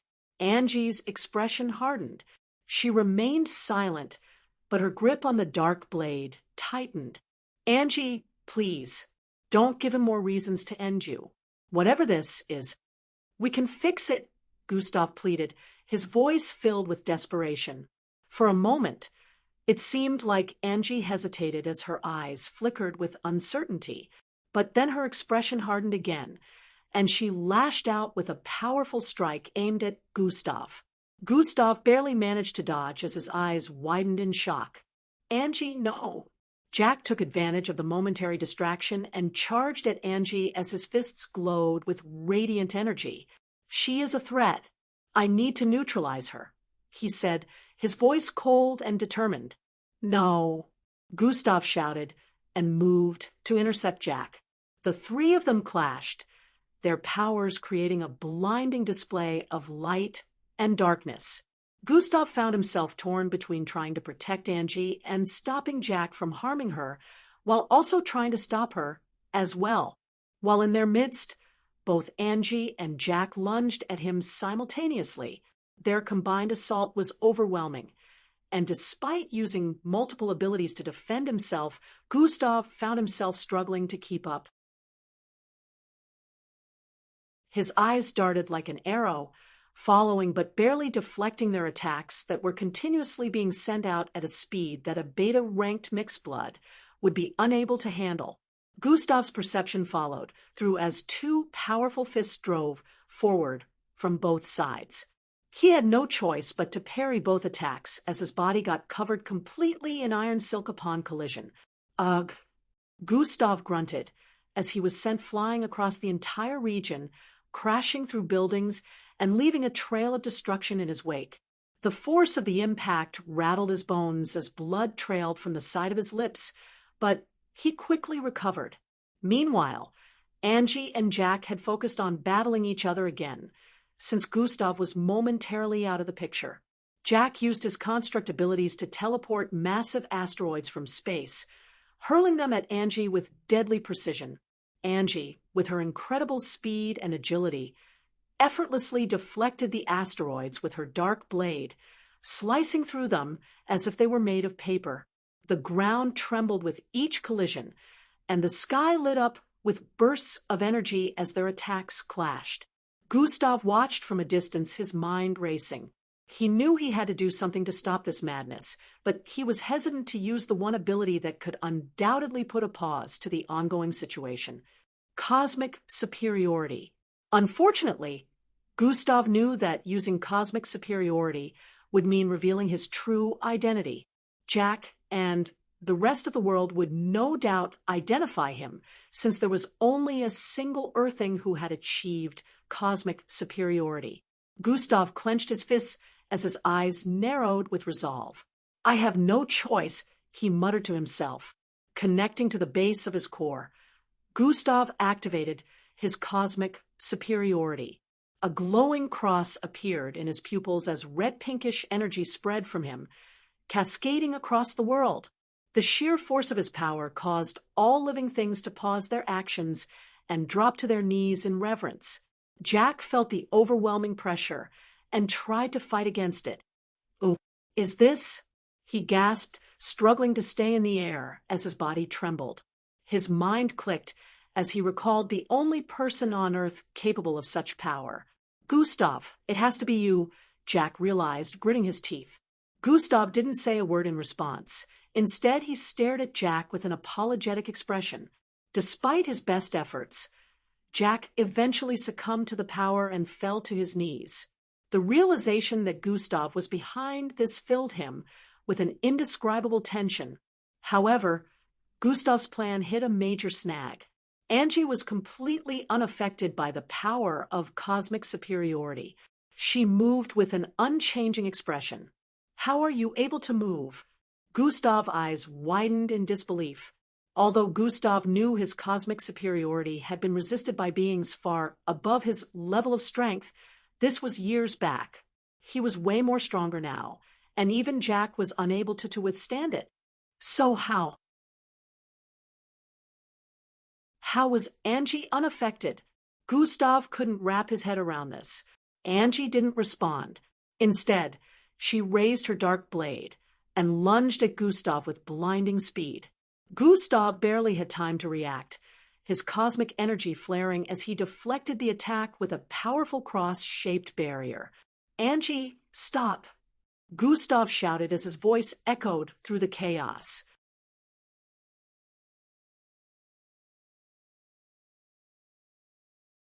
Chapter 1499, Cosmic Separation.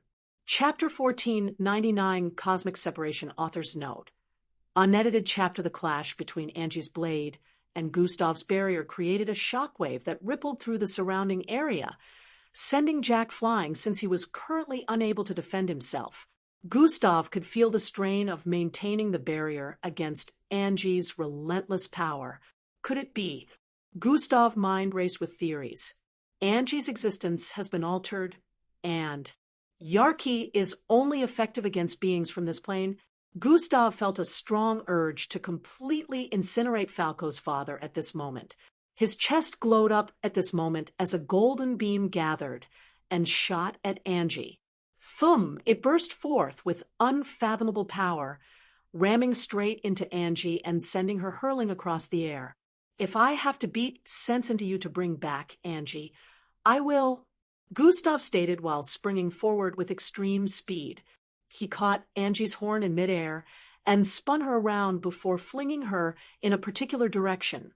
Angie flipped continuously across the air and slammed into a mountain, causing it to blast apart, while her figure kept trailing forward without slowing. Gustav's figure turned into a streak that followed her closely while arching his arm backwards to deliver another powerful strike. Gustav's muscles rippled with newfound strength as he battled Angie across the world. Every punch he landed sent shockwaves through the ground, causing tremors that echoed for miles. Angie fought back with equal ferocity. Her half-black and half-white form was a blur of motion as she countered his attacks with her dark blade. "You need to snap out of it, Angie," Gustav roared, ramming her into a mountain. The peak crumbled under the force of their collision, sending rocks and debris cascading down the slopes. Angie writhed and twisted, her eyes burning with a crazed intensity. Her half-black and half-white form radiated an eerie power, and her inverted horn gleamed ominously. She lashed out with her dark blade, aiming to slice through Gustav's defenses. He caught her wrist mid-swing, twisting it with a force that made her drop the weapon. "I will show you what it is to be a cosmic superior being," Gustav declared, thrusting 2 fingers toward Angie's chest. His fingers crackled with energy as a reddish and golden cross formed at their tips. The cross phased through Angie's body, expanding rapidly. Angie's eyes widened in shock as the cross pulled her entire being towards it, binding her in place. "Cosmic separation," Gustav shouted, his voice echoing with a powerful resonance. Angie screamed in agony as the cross began to split her apart. One half of her was pure white, the other pitch black. Her body convulsed violently, the process tearing her in two. The splitting caused her to cry out, her voice filled with pain and confusion. "Oghai!" Angie's voice, a blend of desperation and torment, reverberated in the air. But Gustav was relentless. He pushed harder, focusing all his willpower on completing the separation. Beads of sweat formed on his brow as he poured more energy into the cross, determined to free her from the corruption that had taken hold. Angie's body continued to split, the division nearly complete. Her screams intensified, echoing across the desolate landscape. Just as Gustav was about to succeed, another horn burst from the other side of Angie's skull. Her power surged, and with a primal scream, she broke free from the cosmic bind. Her eyes flared with an even greater intensity, and her form glowed with an unearthly light. She lunged at Gustav with newfound strength, her strikes faster and more powerful than before. Gustav tried to counter, but she was too quick. Her blade slashed through his defenses, sending him flying through the air as a giant gash appeared on his belly. Fuck, if I hadn't been any slower, I would have been split in two. Gustav's eyes narrowed in disbelief. You can't keep this up forever, Gustav said through gritted teeth, wiping blood from his mouth. I won't let you. His belly merged together as he charged at her with blinding speed while his fists glowed with cosmic energy. Angie met his assault head-on, their clash sending sparks flying in all directions. The ground beneath them cracked and splintered, unable to withstand the force of their battle. Angie unleashed a barrage of strikes, each one faster and more precise than the last. Gustav deflected most of them, but a few landed, leaving deep cuts on his skin. He retaliated with a powerful uppercut, sending her skyward. He leaped after her, meeting her midair with a series of crushing blows. Gustav's attacks didn't necessarily do much damage, but each of Angie's attacks were completely devastating, their forms barely visible as they moved at incredible speeds. The ground beneath them was torn asunder, the air crackling with energy.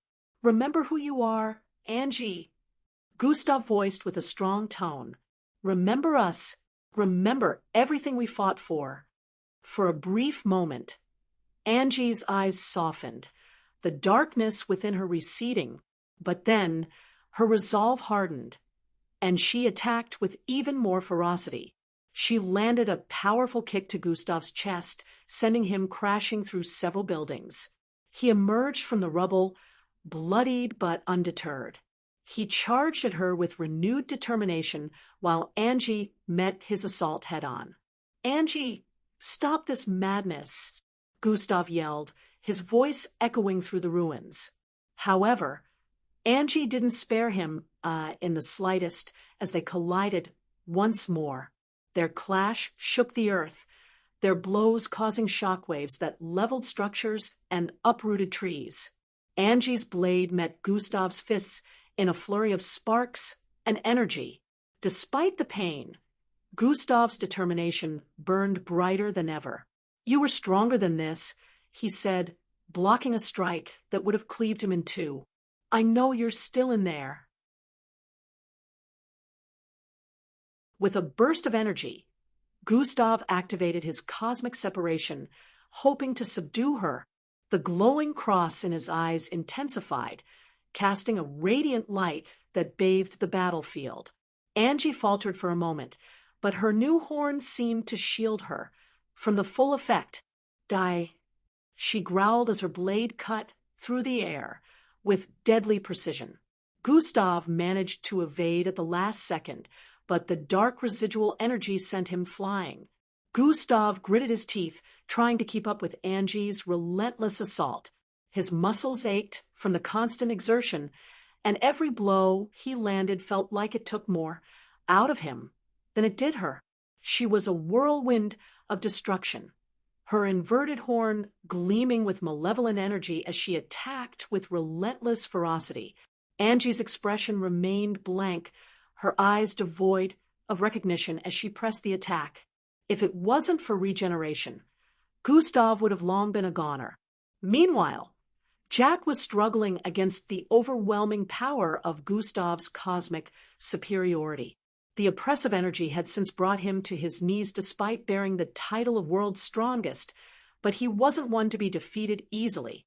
Channeling his bloodline abilities, Jack formed a space construct around himself, causing his being to vibrate at a different frequency from the current plane. The world around him shimmered as he phased partially out of existence. In this state, Jack was both on Earth and not, allowing him to bypass the effects of Gustav's cosmic superiority. Once free, he prepared to launch an attack. Gustav, caught up in his battle with Angie, sensed the shift in energy but couldn't fully grasp what was happening. His eyes widened as Angie suddenly vanished from his sight. "Where did she go?" Gustav muttered, his eyes scanning the area frantically. Before he could react, Angie reappeared behind Jack with a speed that even Gustav's eyes struggled to follow. The dark energy she emitted turned the sky to night, her blade materializing in her grasp once more. "No," Gustav shouted as his frame shot through the darkened landscape, but his speed seemed to have reduced drastically. In a blur of motion, Angie sliced diagonally with her blade while Jack rushed backwards with light speed. The air was filled with the sickening sound of flesh and bone being severed. Jack's eyes widened in shock as his body divided into two halves that fell to the ground, blood jetting out like a crimson fountain. I evaded.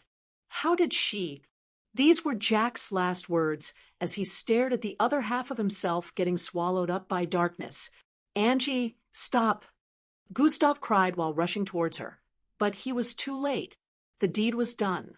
Jack, the strongest, mixed blood, lay in disintegrating pieces on the ground. "What did you just do?" Gustav lost all composure as he screamed out, but a fuse was instantly lit in his mind. His heart pounded in his chest as he recalled the vision of the future. It was happening right before his eyes. Does this mean? Gustav immediately leapt backwards, distancing himself from Angie. "I need to go." He tried tapping on his dimensional bracelet, but Angie suddenly appeared before him with her blade, thrusting forward. "Watch out!" The system screamed in his head as the blade rippled through the air, aiming at his chest.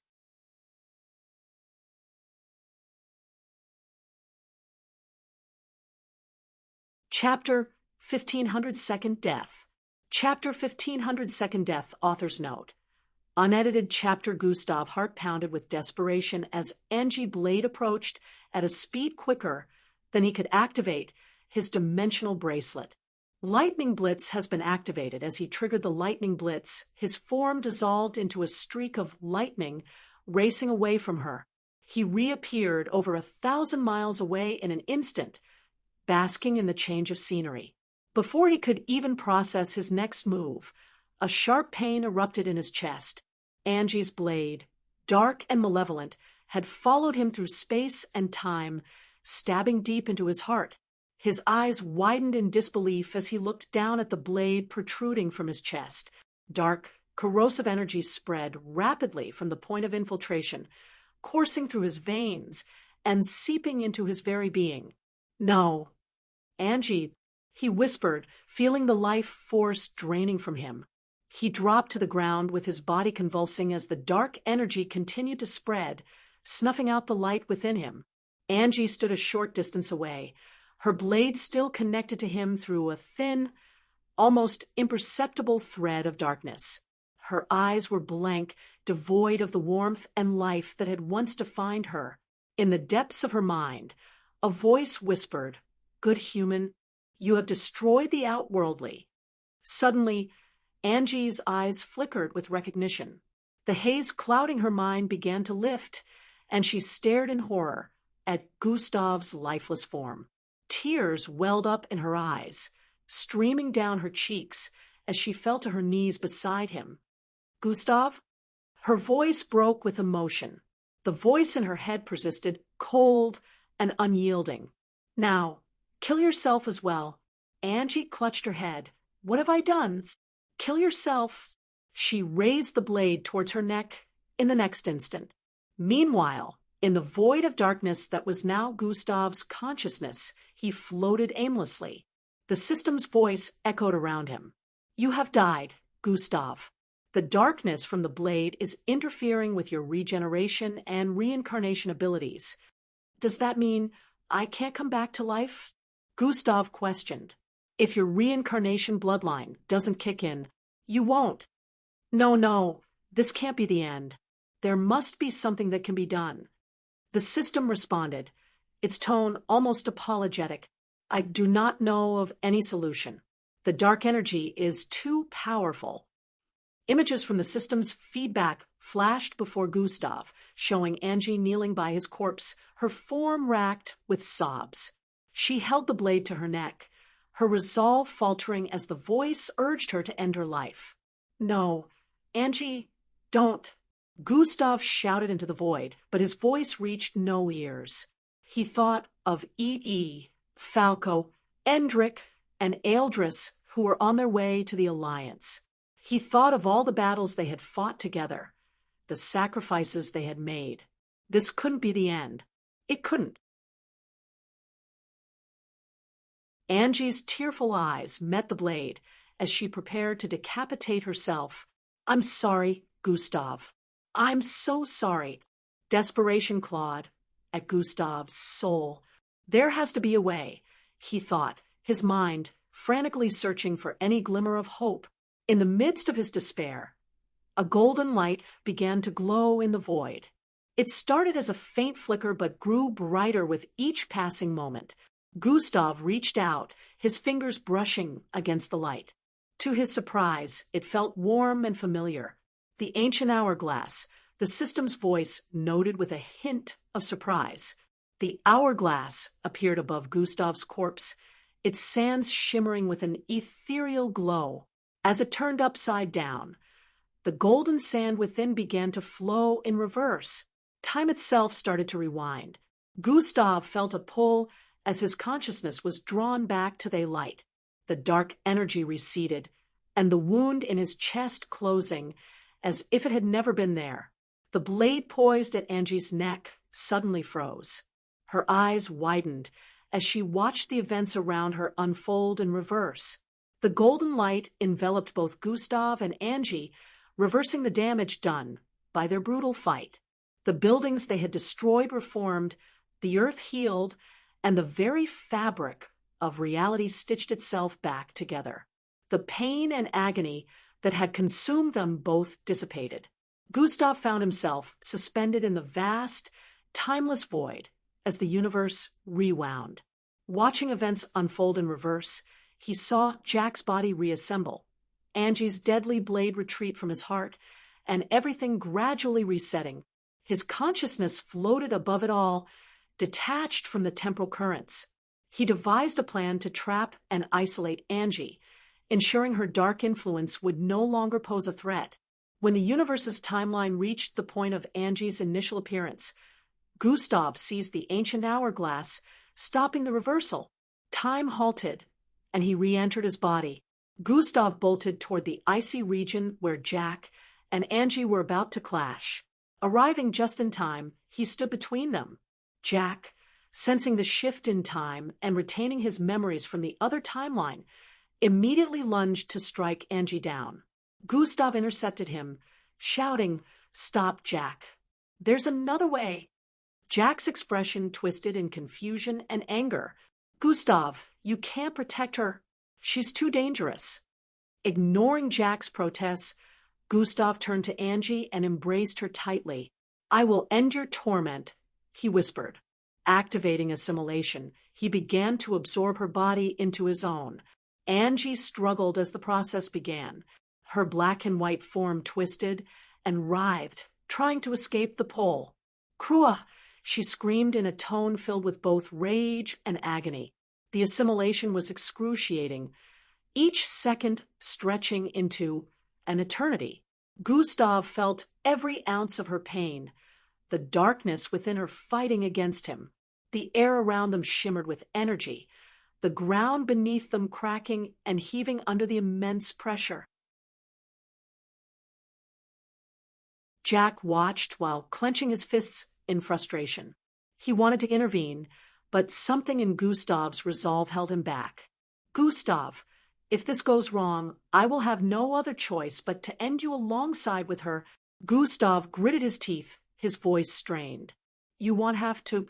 The process continued for nearly an hour, the struggle evident on both their faces. Slowly, Angie's dark form began to meld with Gustav's, her features blending into his own. His skin took on a pale hue, and dark tendrils of energy swirled around him. Finally, with a final, agonizing surge of power, Gustav completed the assimilation. His body now bore a mixture of his and Angie's features, a stark contrast of light and dark. He gasped for breath, feeling the surging darkness within him. Without hesitation, Gustav plunged his hand into his chest, gritting his teeth against the searing pain. His fingers wrapped around something solid, and with a fierce tug, he pulled out an entirely human Angie. She emerged from his body, collapsing to the ground, unconscious but free from the dark influence that had consumed her. Gustav, now bearing the full brunt of the darkness, fought to contain it. The black energy roiled within him, threatening to overwhelm his senses. His vision blurred, and he felt himself slipping into unconsciousness. Kill, destroy, kill, destroy. Retrieve the dark angel. Cause catastrophe. Kill the strongest. His mind raced with all sorts of thoughts that sought to consume him. Jack rushed forward, catching Gustav before he hit the ground. Gustav, stay with me, he shouted. Gustav's eyes fluttered open for a moment, his voice barely a whisper. Jack, take care of her. She's free now. I have to put myself to sleep, or the voices will overwhelm me. Help them. With that, Gustav's body went limp, the darkness still churning within him. Jack carefully laid him down beside Angie, both of them unconscious but alive. As the wind howled around them, Jack took a deep breath. His thoughts were a whirlwind of confusion and disbelief. This kid, you truly are something else, he muttered. But what did he mean by help them? Jack wondered internally. Inside Gustav's spacecraft, Eldris, Falco, and Endrick were gathered around the central control panel. The ship AI's voice echoed through the cabin, informing them that their journey would take approximately 3 days after passing through designated wormholes. 3 days, EE said, tapping the console thoughtfully. That gives us enough time to review our plans and ensure we're ready for anything. Eldris nodded, his eyes shimmering with determination. We've gone over it countless times, but we need to be absolutely certain. There's no room for error. Falco leaned back in his seat as dark energy swirled subtly around his fingers. I just hope there won't be any mishaps. Rhea is counting on us. Endrick, sitting slightly apart from the others, felt a gnawing unease that he couldn't shake. He didn't want to alarm the group, so he kept his concerns to himself. As the conversation continued around him, he excused himself quietly and made his way to one of the private spaces in the ship. The room was dimly lit, providing a quiet retreat from the bustling activity outside. Endrick took a deep breath and communicated with Husarius, a glowing green that appeared on his forehead, pulsating gently. Husarius, Endrick called softly, his voice echoing in the small chamber. I need your guidance. The familiar, calming presence of Husarius filled his mind. Endrick, what troubles you? There's something off, Endrick admitted.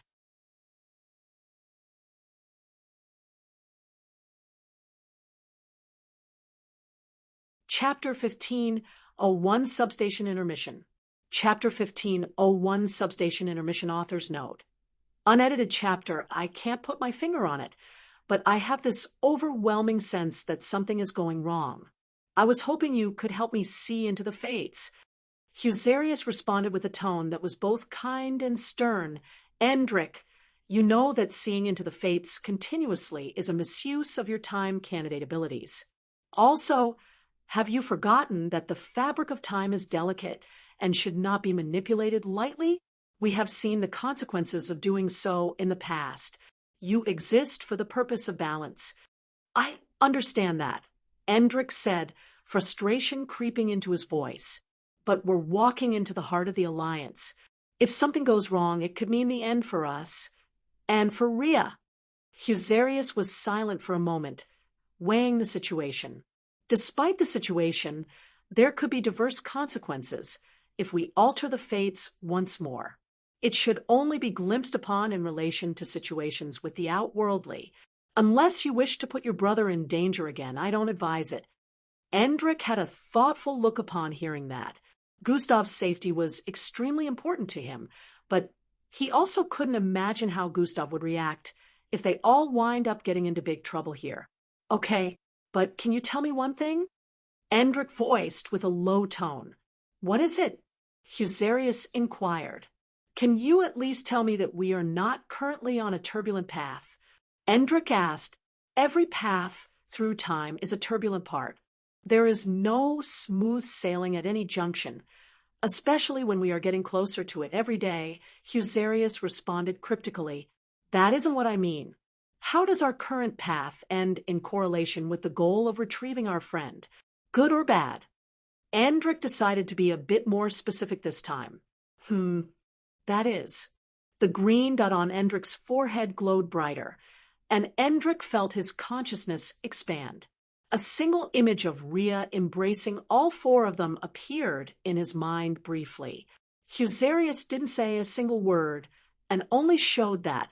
Endrick nodded in understanding. Thank you. Don't thank me. I only showed you a single glimpse. Arriving at that junction is one that won't come easy, but when the time comes, you will know what step to take, Husarius responded. Endrick nodded again as he exited the private space and rejoined the others who were still engrossed in their plans. Glanced up as Endrick approached. Everything okay?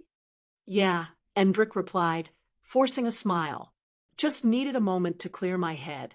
They continued discussing their strategy, refining every detail to ensure their success. The spacecraft thrummed steadily as it propelled them through the vast expanse of space. What if the Alliance catches on? They'll likely try to trap us, Eldris replied, his eyes focused on a holographic display. Which is why we need to be ready for anything. We stick to the plan, Eep said firmly. We get in, find Rhea, and get out before they can react. They spent the next few hours going over their plans again, each detail scrutinized to ensure there were no gaps. As the first wormhole approached, the AI's voice echoed through the cabin. Prepare for entry into wormhole in T-1 minute. The group secured themselves in their seats as the wormhole loomed ahead. It was a swirling vortex of cosmic energy. The ship shuddered as it was drawn into the vortex, the stars outside blurring into streaks of light. The journey through the wormhole was brief, and they emerged on the other side, the stars returning to their normal, twinkling selves. The AI announced their successful transition, and they continued on their course. As their journey continued, Endrick, Eldris, Falco, and EE prepared themselves for the next phase of their mission.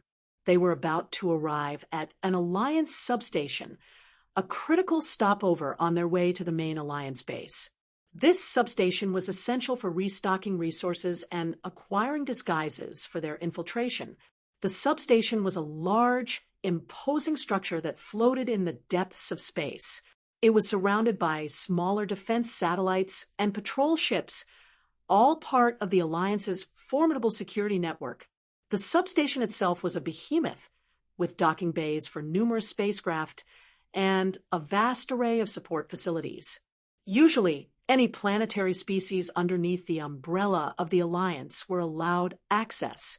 It wasn't exactly where the Alliance leaders met, so this location was pretty much public.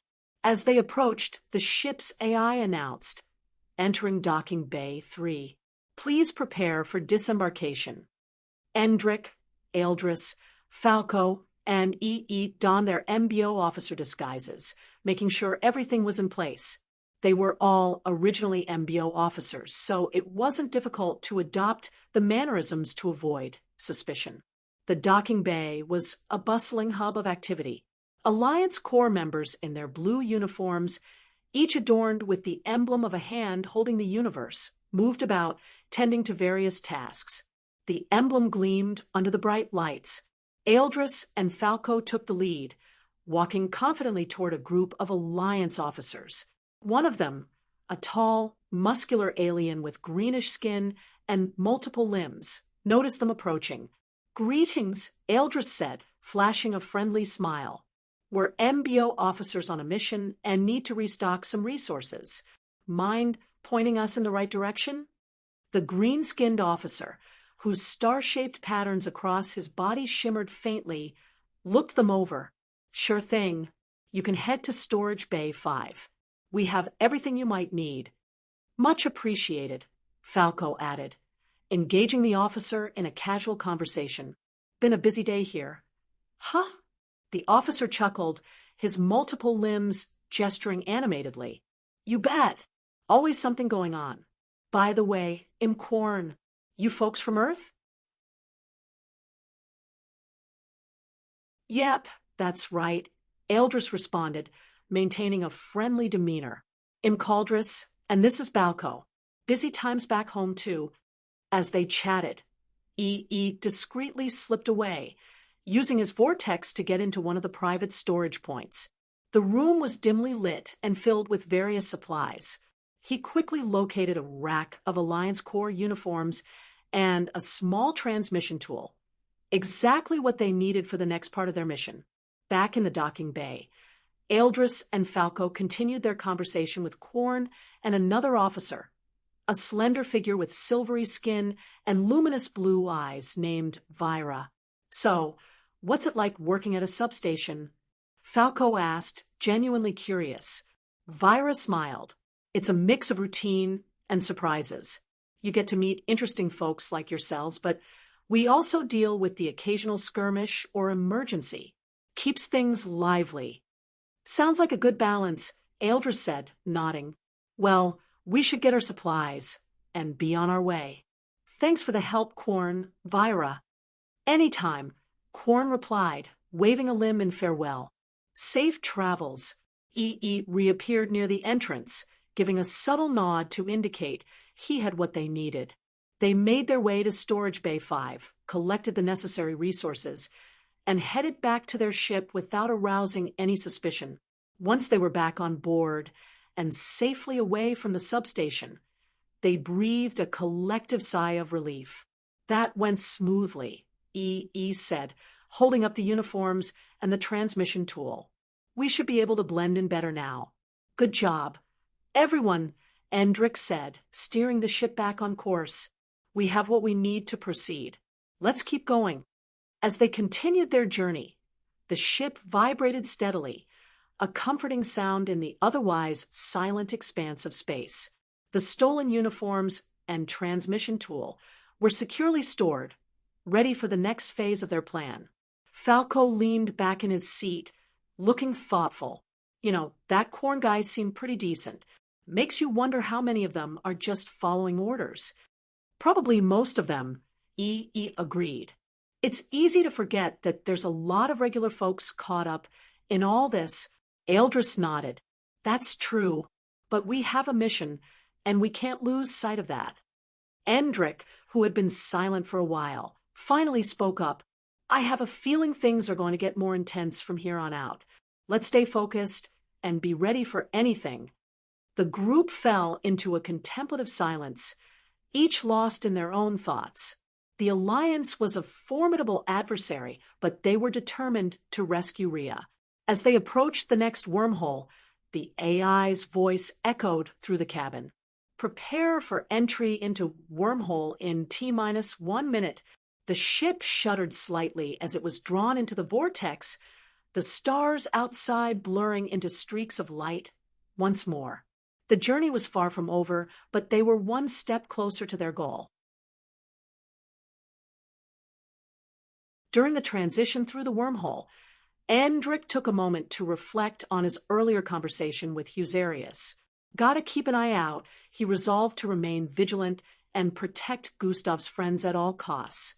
As they emerged from the wormhole, the stars returned to their normal, twinkling selves. The AI announced their successful transition, and they continued on their course. That you're tuning in to the Mystic Fist YouTube channel. Don't forget to subscribe and join us on this journey to catch the most captivating stories.